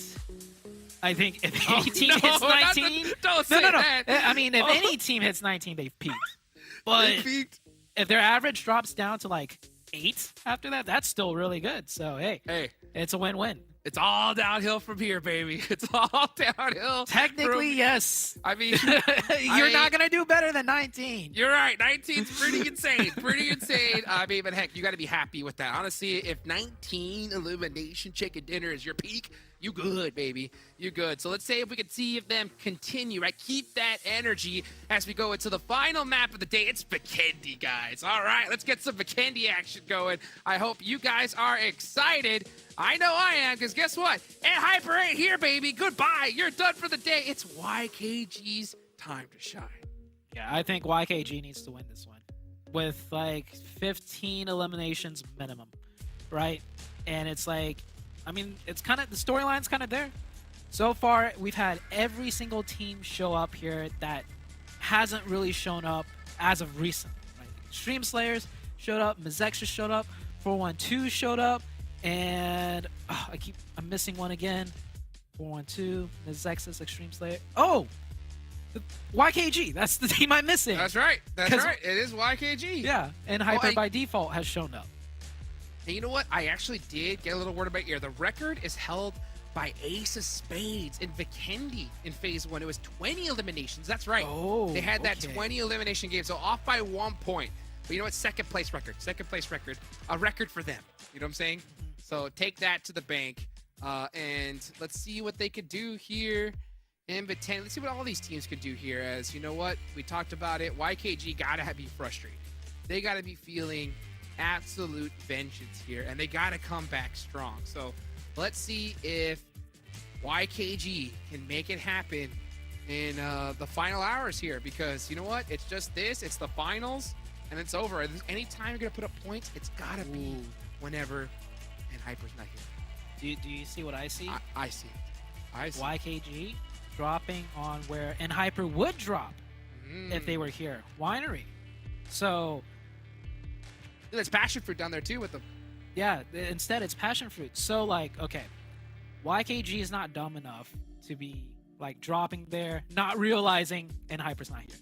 They know Hyper's not here, but they're gonna drop there anyways. And to me, that says they're prepping for the next Vikendi match where they might be playing together, and they're gonna drop here. You know, get a little more familiar with this area and take the fight to Hyper still. So this is like almost like a little practice scrimmage for them against Hyper, but we'll see if they can win this one. It's even trades back and forth so far. I do believe it is 3 down now for PASSIONFRUIT, 2 up for YKG. It's just Valak all by himself. He's pretty beat up, and this is a hot drop situation. Oh, he peaked. Yeah, gee, goodbye. Joey was waiting for that. Yep. Said, yeah, Valak done for YKG with a nice 4 eliminations and keeping everybody up. That's got to feel good. But the problem is, right, we saw them do this earlier, right? We saw them do in Sandhawk, 6 eliminations off the rip, looking good, and then not able to finish. So if there's going to be any time they're going to do it, it has to be right now, right? Come on. Yeah. I think Hyper's so far ahead to the point where YKG not only has to hot drop them, but also just start playing hyper aggressive in the lobby, regardless of who they're against, and start racking up a lot of points, and then try and get like a top 3 finish. So we might see a whole different style of YKG from here on out. They might not drop on Hyper, but I feel like they're going to be dropping on one team regardless to start off with that 4 bonus points. And it's kind of like all or nothing, right? You either get the 4 bonus points from taking out a team and not losing any players, or you get 4 bonus points, Louvre has your squad, and oh well. You know, that's how many points they need. They needed to go all in. Yes, they do. They got to give it everything they have because, I mean, yeah, There's bonus nothing to points- lose. Yeah, there really isn't. There really isn't because you know what? If you realize that PMGC points ain't going to do it, right?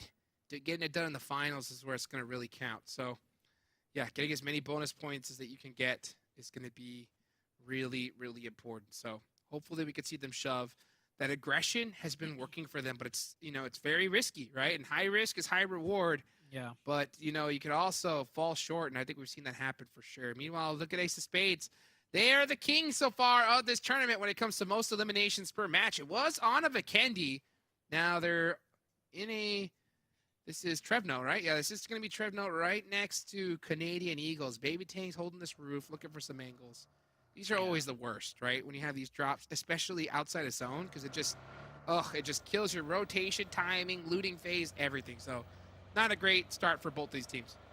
No, but at least it's Vikendi, where rotations don't matter as much, That's true. you know? And there's so much loot everywhere that you can loot your way in and still be okay. And yeah, so Ace of Spades have the record on this this map, 20 eliminations, and I remember it now. It was the match where NHyper had all the advantage onto Ace of Spades. That's right. Yeah, and then that game. Kiddo like triple naded them or something, and NHyper's play was so bad there that I couldn't even make sense of it. You remember that? I do. You're like, Zute, you've played this game for how long? And it's like a very long time. And That's so with right. all your experience, Zute, you still can't tell me how NHyper lost that. And yeah, that's how bad they lost it. It was an unlosable situation, and NHyper lost. So huge stark difference from that, you know, first week from NHyper to the NHyper we see now. That's like only what, maybe 9 days of playtime Yep. to see a difference of that moment into the NHyper we see now. Crazy. That's a glow up. That is a glow up. That is huge a glow huge up. glow up. Yeah. And to be clear, what I meant by that by saying, you know, hey, you know what? All your experience, your best answer was I don't know.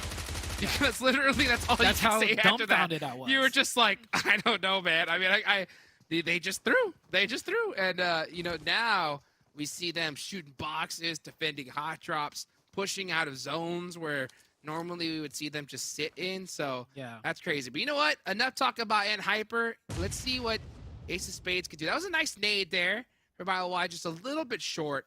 And they're all in the blue zone, so you can see a little bit of hesitation. Now they're starting to kind of ramp things up a bit. Kiddo with a crazy angle here.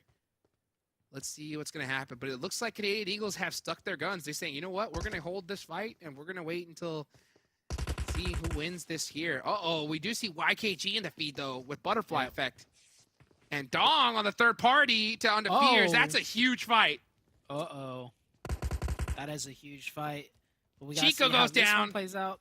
I'm going to keep on holding on to this one because this is so All right. important. 24K You goes follow down. that for me. I'm gonna look at this one. Canadian Eagles and whoa, double nade by Quinn opening this fight up over here. It looks like Puppeteers are winning that other fight. There's so much fighting blue going zone, on. the blue zone. Oh. Got lit to 1 HP and Papa Blue takes him out. That's gonna hurt. Kiddo's still up though. And Kiddo, I think he is definitely like, I wouldn't say star player of the team because I think all of Ace of Spades do pretty well, but I've seen Kiddo kind of, you know, stand out the most, at least in like key highlight moments. I don't know if he's gonna have a highlight moment here. It is a 1v2, not a super tough task if the Canadian Eagles mess this up. Well, let's see who's gonna end up on top here in this situation. It's starting to look a little bit squirrely already. As Kiddo trying to hold some angles, trying to make something happen for his team. But like I said, anything can go. Kiddo waiting. A little hesitation. Trying to find an angle. Okay, they know where he is. Baby Tang, here he comes. Baby King with a push. He doesn't have the advantage when it comes to that. Oh, and Kiddo with a shutdown! 1v2! Beautifully done there. And shoots the box and say, hey, this is what you get for taking out my friends. Oh, that DBS is nasty. But did you see how quick he peeked up I did. and shot that? Boop, boop. I see other players try and do that, and usually their second shot goes into like the wall, like the cover, because they go too fast and they mistime it. Kiddo timed that perfectly, where he was Yes. as fast as can be and still timed the shots to shoot out into the enemy. So, I mean, that small detail just shows, you know, that is why Kiddo has those highlight moments. He's a very skilled mechanical player. Hey, speaking of highlight moments, YKG out. Oh, Gone. 5 points only. 5 points only. I mean, they're doing the all or nothing. They pick up the first 4 hot dropping, and then they immediately hunt for the next 4. But they got third-partied, and, well, it happens, right? Well, it does happen, but, you know, they're not having success with it. So at what point do you think it's time to change it up? You know what I'm saying? What else can they change it to, though? That's the question. That is a better question. Yeah, you're right. Yeah, I don't think there is anything else they could do at this point. Like, for the viewers, like, they're good to make it to the finals. So they're just doing everything they can to rack up as much PMGC points as possible to potentially pass up and hyper. So that's why they're playing like this. And if they can't make it, then they're gonna get to the finals of NA regardless, right? So nothing to lose. Nothing to lose indeed, but man, it is starting to get spicy here, folks. It's starting to get real spicy with YKG possibly losing out on their dreams to PMGC. It's going to make things super interesting for the rest of the teams here. And, you know, it's good to see that I think we've definitely seen teams grow overall so far after these first 2 phases. I think we've seen some teams gel. Sure, for sure. I mean, even, you know, Passionfruit, we started to see gel a little bit more. I still think they have a long way to go. But, you know, Extreme Slayers, 33 points here in the final phase. You know, to start off, that looks really good. And, you know, we got teams that we didn't expect, right? Starting to climb their way up. Yep. Yeah. Cameron mentioned NOMADS is in 4th place right now with 32 points. Cameron mentioned something really cool actually earlier on his segment. So Execute, right, has the same almost the same exact points as phase 1 versus phase 2 at the moment that we brought up that graphic. Yes. However, in week 1, they were in 6th place with those points. Now in week 2, or in phase 2, they were in 10th place. What does that mean? That means that point gap from a lot of teams closed down, meaning a lot of teams started picking it up and doing better, where the same points in phase 1 gets you 6th place, but in phase 2, with everyone starting to pick it up, you're only in 10th place now. And coming into phase 3, you can only see right now all these teams stepping it up, getting better and better. So a huge improvement out of pretty much every single team. Crazy to see, right? It's crazy to see so many squads improving. It's what I was kind of hoping for. I hope to see that even progress a little bit further here as time goes on. But you know what? Anything can happen. Anything can happen in the next few moments as we see, wow, NOMADS putting some more points on the board. I mean, this squad got to be feeling good. Got to be feeling good coming into at least starting this week. Yeah. Oh, are they going to go for that revive? There's no way. Oh, they just passed him up. Yeah. Oh, that is sad. I wonder what they said to him on the way. You know, just said, "Sorry, buddy, my bad." Yep. Not much I you can think do he in that was. situation. I think he was a scout for this compound, and he got knocked out on rotation, right? And he's just like, "Well, I'm not getting shot from that compound you guys wanted me to scout out, so I think it's clear." The rest of the team's like, "Okay, see ya, bye." Hashtag not clear. Hashtag not clear. That's tough. Killjoy driving around, trying to figure out what's going on. Ji-Woon bleeding out slowly, just talking to his teammates, yelling at them, "I'm safe. I'm safe, guys. Come get me. I'm okay. You can Like, trust I'm me. behind cover. I'm behind cover. I got a little rock," and he's gone. Yeah, Liam was watching that. He was like, "That's my point. I knocked him." Hey, no one gonna save this man right here because that's Yeah. tough. We're down to just 12 teams already, if I can math correctly in my head. Yeah, Wow. 12 teams. Really explosive start. Unfortunately, we didn't get to see that, you know, 3-way fight when when Oh, that'd have been YKG, sick. YKG pushed on to, I'm not sure which team they pushed on, but Puppeteer's third partied it, and we lost a lot of players from that fight. And it is also the last match of the day, and typical of Vikendi, you can decide to fight very aggressive in the first 2 zones because it just closes so slowly. It doesn't really shift anywhere. So teams sometimes, if you want to get points, just take the fights, right? Yes. And let's see which team's going to take the next fight as the zone does pop on over, and it's going to Goroka. Can we get a Goroka skating rink finish? That'd be fun. Yeah, it's skating rink in particular, right? Don't go into Goroka. Go on That's to right. the icy fields. And that skating rink, it's tough because it's actually the movement on that is different too. Oh, So- yeah. Even driving up on it is toxic, for sure. So it'd be interesting to see that play out, how these teams are going to work it out. A lot of open range, too. You drive, you're just going to slide like crazy. So that'd be a fun final zone. And SLR is pretty close there. So, SLR does like to kind of They're hold chilling. those central positions the best they can. But, man, do they have a lot. That's one team. I just want to see them get one good defense here in the final phase. Because we saw them do it once before, right? We saw SLR get a couple good defenses, and then it's been just quiet ever since. Yeah. So many teams have had standout moments and flash in the pan, right? Yeah, flash in the pan. We're seeing like more and more of it though, like at a higher rate coming out of different teams, just stepping it up.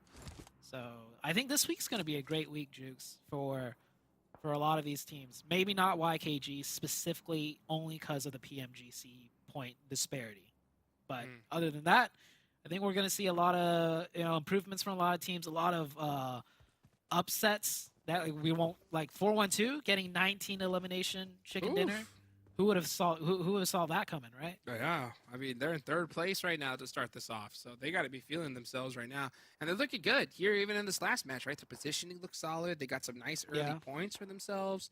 So, I love to see improvement from squads. I mean, there's obviously, guys, this is the PMPL NA. And, anytime you see a PMPL, there are going to be some teams that are newer to the scene, trying things out. So not every single team can be a winner, right?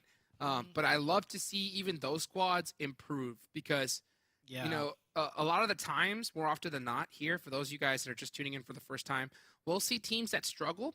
Usually they'll have like one highlight player, right? Like one player that pops off. And then next season, that player gets stolen by some of the teams at the top, right? Yeah. And then that team at the bottom just kind of fizzles out. But you know what? I think we're seeing teams more often than not, right, start to get better and better as this next zone does pop on over. And it looks like we got a chance. We could have some icy field finish here. That'd be nice. That is, that's a big circle shift. MEZEXIS, they are fat chilling. I wonder if they're going to go for that compound, like dead center. You can easily see if there's cars parked around there because there's not much, coverage to hide vehicles. So MEZEXIS might go for that compound, or they could take the high ground right next to it and just oversee everything. So MEZEXIS, they already had a huge game. This could be another one for them. SLR, if they have a good defense, they have a decent spot to play from too. And Goroka is still in zone too. So if a team looking at Speedfire or Extreme Slayers on the north, if they get hold down the Goroka area going into next zone, there's a lot to play for there too. So 3 really good positions for teams to set themselves up in. So we'll see how this match plays out. But this circle, I do like that icy fields definitely coming into play now.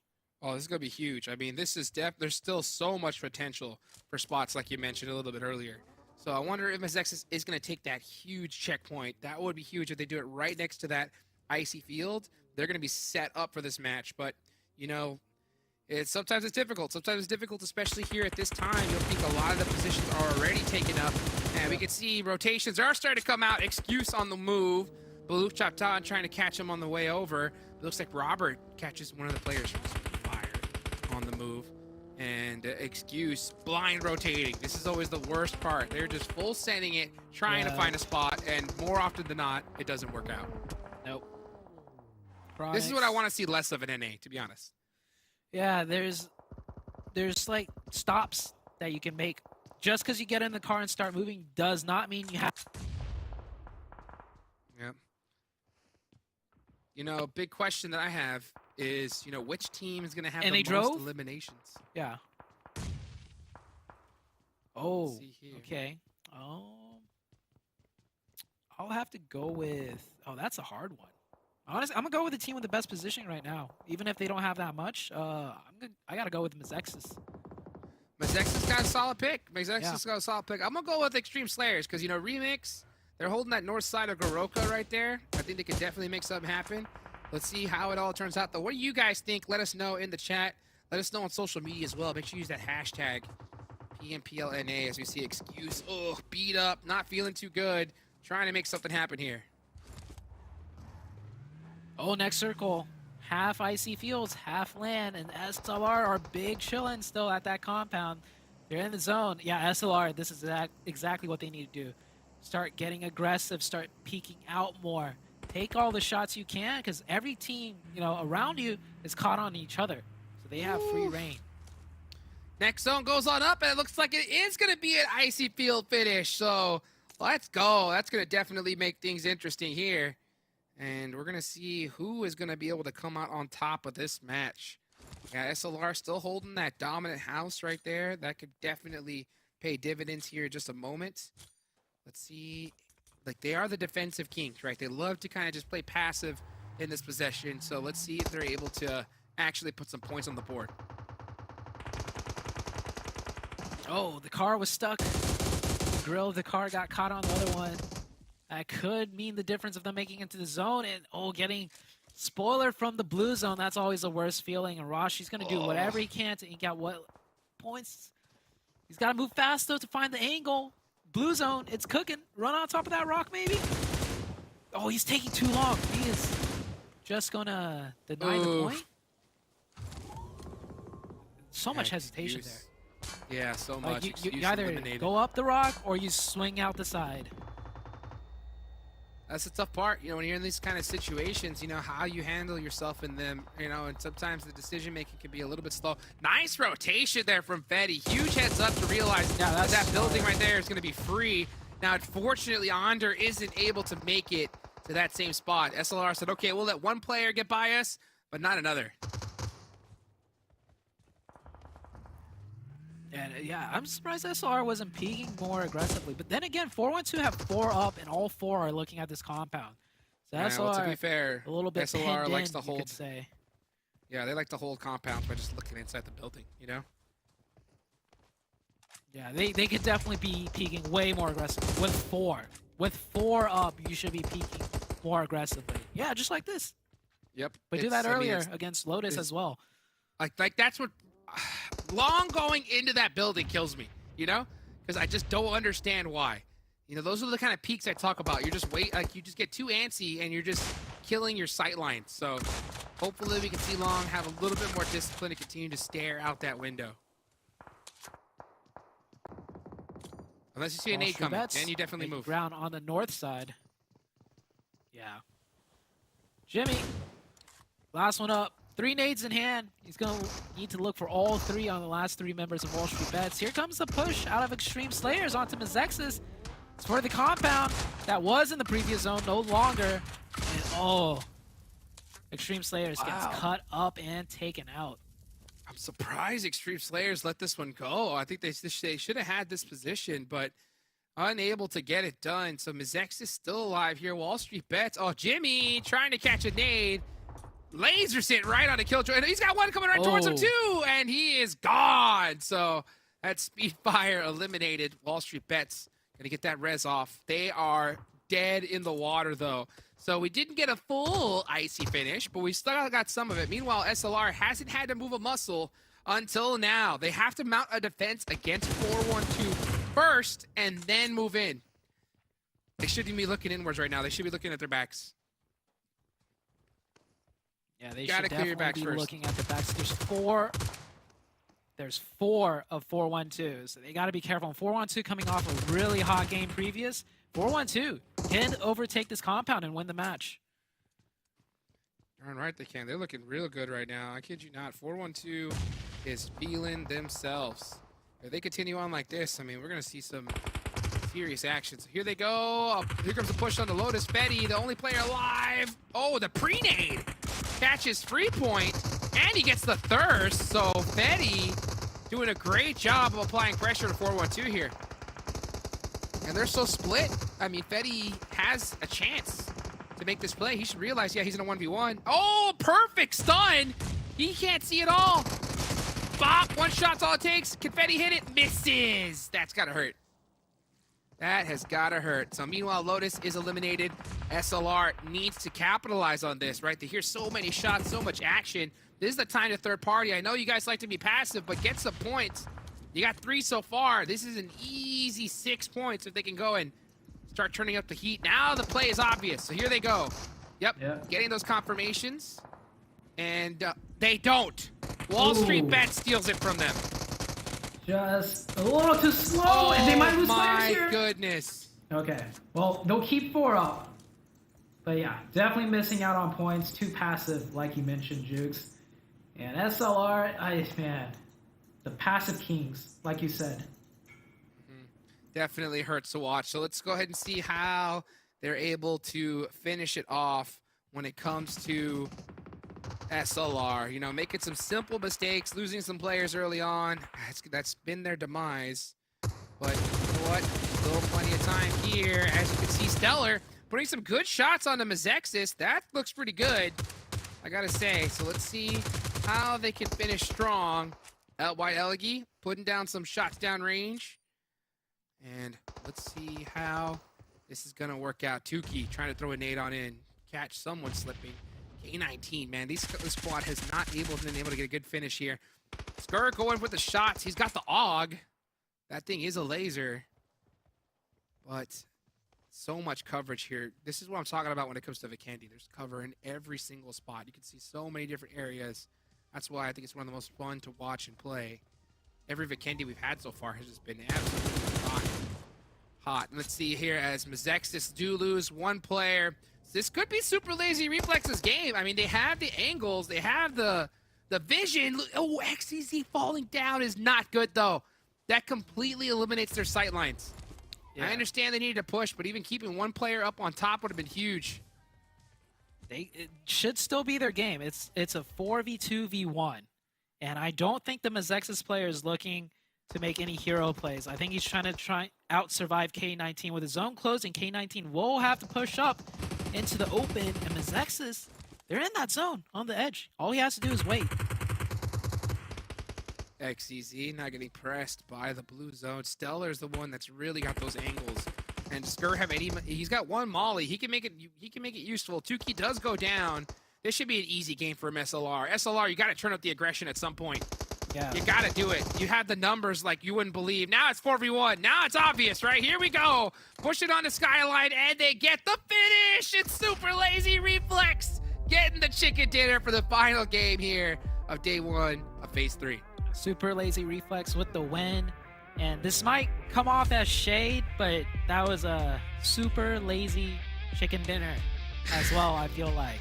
Like, I get playing conservative, right? I get playing safe. You don't want to throw away your win. But there were points where it's like, you called it out. Like, go aggressive now.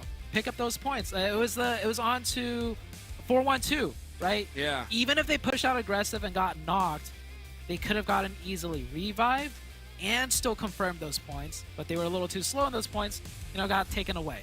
So playing conservative is one thing. Playing just like too conservative is another thing. I mean, when's the last time we saw a team get a chicken dinner and not even be on the match report at all? Yeah. That's tough. Very good That's point. tough. Very good Yeah, point. so I mean, I think, a little bit lazy reflexes when it comes to turning on that aggression. Their passiveness, right? Their decision making, their rotations are good. Yes. Right? They're able to put themselves in solid positions. That's a struggle a lot of teams have. So they have that advantage for them, which is honestly huge. It's just about flipping that switch, recognizing when it's time to push and soak up those points. That's where they're slow. And if they could turn that on, they got time to do it, right? We could see them come finals time. We could see them make something happen. Yeah, and it's one of those things where I think the team is aware of it too. They know that's might be one of their pain points because everything else they do good. They do well, but they miss out on so many points, not turning up their aggression in those key moments. Yep, that's going to be it for us, guys. We're going to go ahead and take it on over to Seven and Cameron to wrap things up. Don't go anywhere. We'll be right with them in just a couple minutes.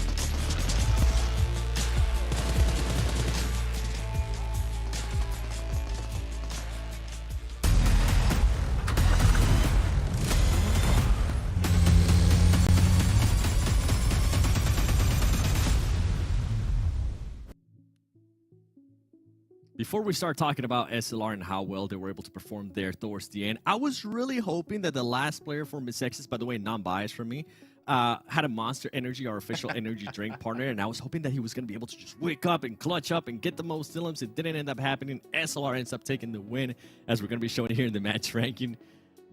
None of us expected that, Cam, unless you did, and you just didn't want to pick him. No, man. Listen, this was... Vikendi is weird.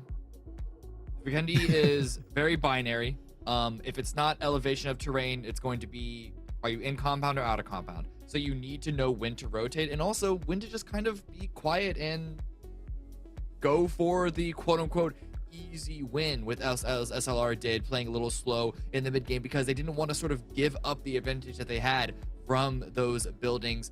Only 8 points with the win. Yeah, it's a little lower than average for a win, especially since they didn't have to like clutch it out and steal it from another team. But nonetheless, you know, you don't want to give up the easy free points and try and go for like something that could be high risk. So I don't actually mind how SLR played this one out. It did mean that we see multiple teams with double-digit points, WSB, MEZEXIS, and K19. And so they're all going to be fighting out this mid-section of the leaderboard. But still, you got to take the wins. You got to take the points where they are.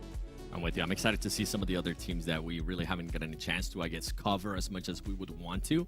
Starting to bring it here in this phase 3. I mean, we already know what's happening between YKG and NHyper, right? But some of the other teams, I mean, 412 Nomads, for a second there, I thought they were actually going to be able to come out with a win. They didn't. Extreme Slayers, too.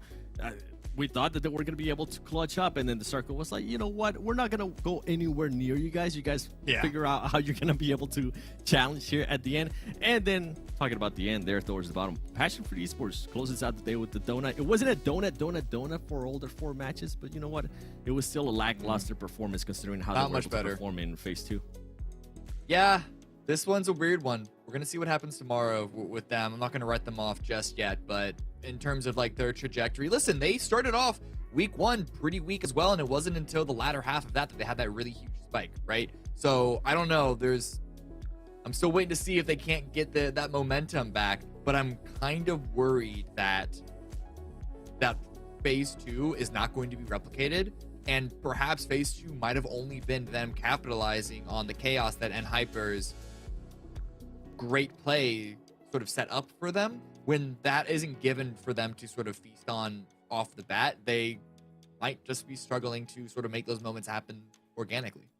I agree with you. And that's kind of what I was leading up with when I was talking about them earlier. If this continues on, especially after tomorrow, is it maybe time to bring in Sixless at least for 1 game? Because we know that he can get those ilims, right? And we saw them get ilims earlier, but they need to figure out those placement points. We're not talking about placement points, talking about ilims. Let's take a look at the overall leaderboard, because we know there's going to be 1 team at the top. But I'm more intrigued to see who was going to be actually in second place. And 412 Nomads, with the performance that they had today, 41 points, being followed there by Extreme Slayers with 37 points. But back to it, you know, we got to give them some props. We got to give them some roses. And Hyper, continuing on the form that they've been showing from phase 2, Cam. 56 points at the top. Over 11, over 12. What is that? 14 points per round that they're at. 56 total points with 4 matches. That's a ridiculous number. The gap doesn't look that big between them and Nomads right now, but that's 15 points after 4 rounds. Like, this might, if you just extend this further, we could be seeing phase 2 all over again. I'm not going to say no. Okay.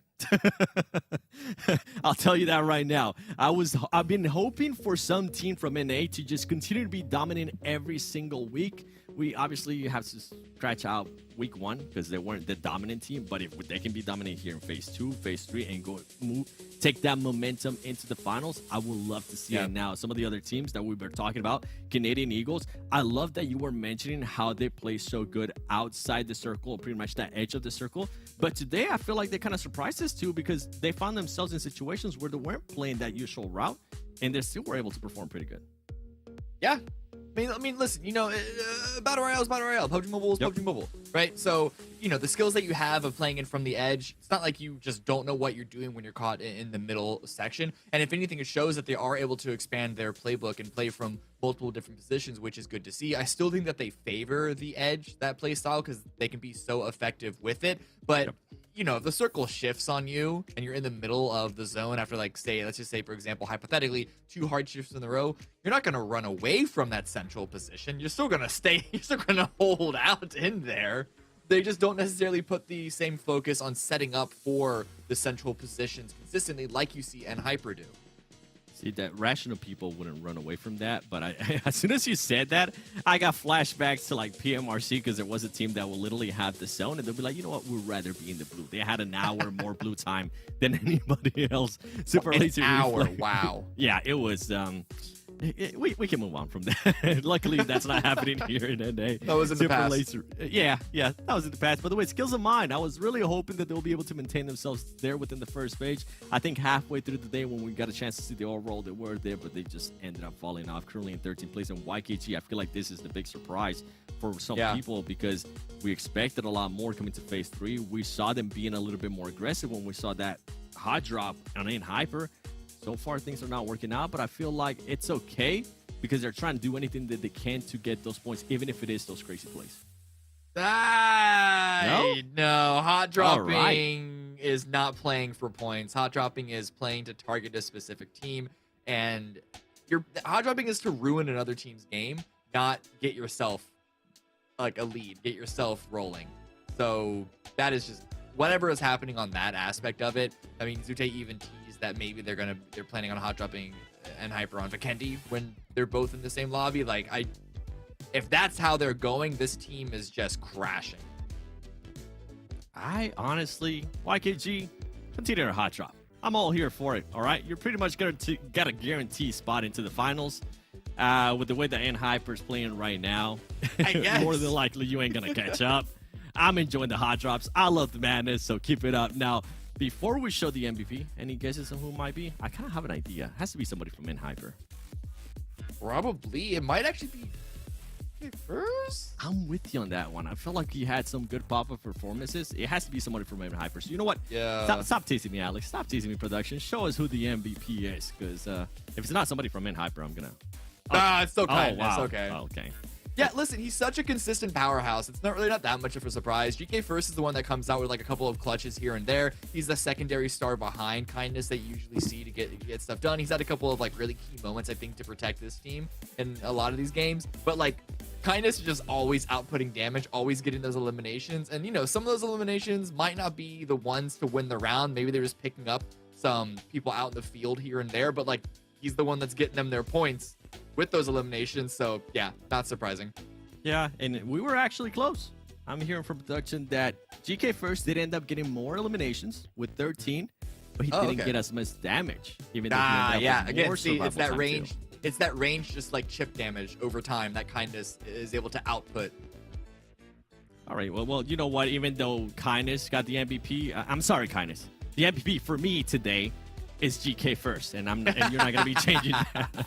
So for everybody watching, make sure you use that hashtag PMPLNA on social media and let us know who was your MVP, because obviously we're in disagreement here of what we're showing here. Before we leave, before we end the day, any surprises today, Cam? I mean, YKG, big one. Passionfruit, big one. Yes. Like, nothing else holds a candle to either of those. I mean, Skills of Mine and Speedfire, both of them being above in top 16 of today so far as well is, you know, a surprise. But like, I think that's more Passionfruit and YKG being so bad to be below them than, I don't know. It's those two names just unexpected. Yeah, for me, actually it has to be NHyper. I did not expect NHyper to continue on to the dominance that they were able to showcase on phase 2, and I'm glad to see that they are continuing on that dominance from phase 2 here into phase 3, alongside with the ones that you mentioned there, Passionfruit, YKG, Execute. Don't even want to think about it anymore. But nonetheless, we'll be back here with PMPL NA Full Split tomorrow at the same time. Make sure you guys tune in. Can't wait to see who's going to be surprising us tomorrow.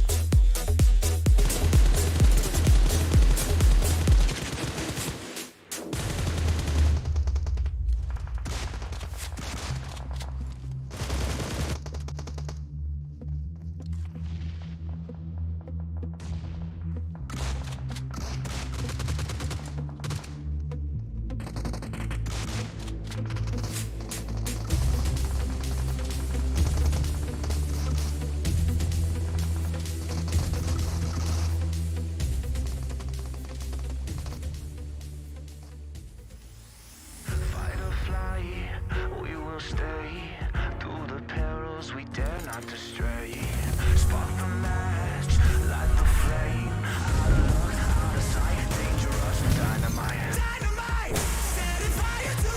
a nice pre-fire, should catch kindness. Passes some kindness. Says, I'm taking out you first, and then you later, baby.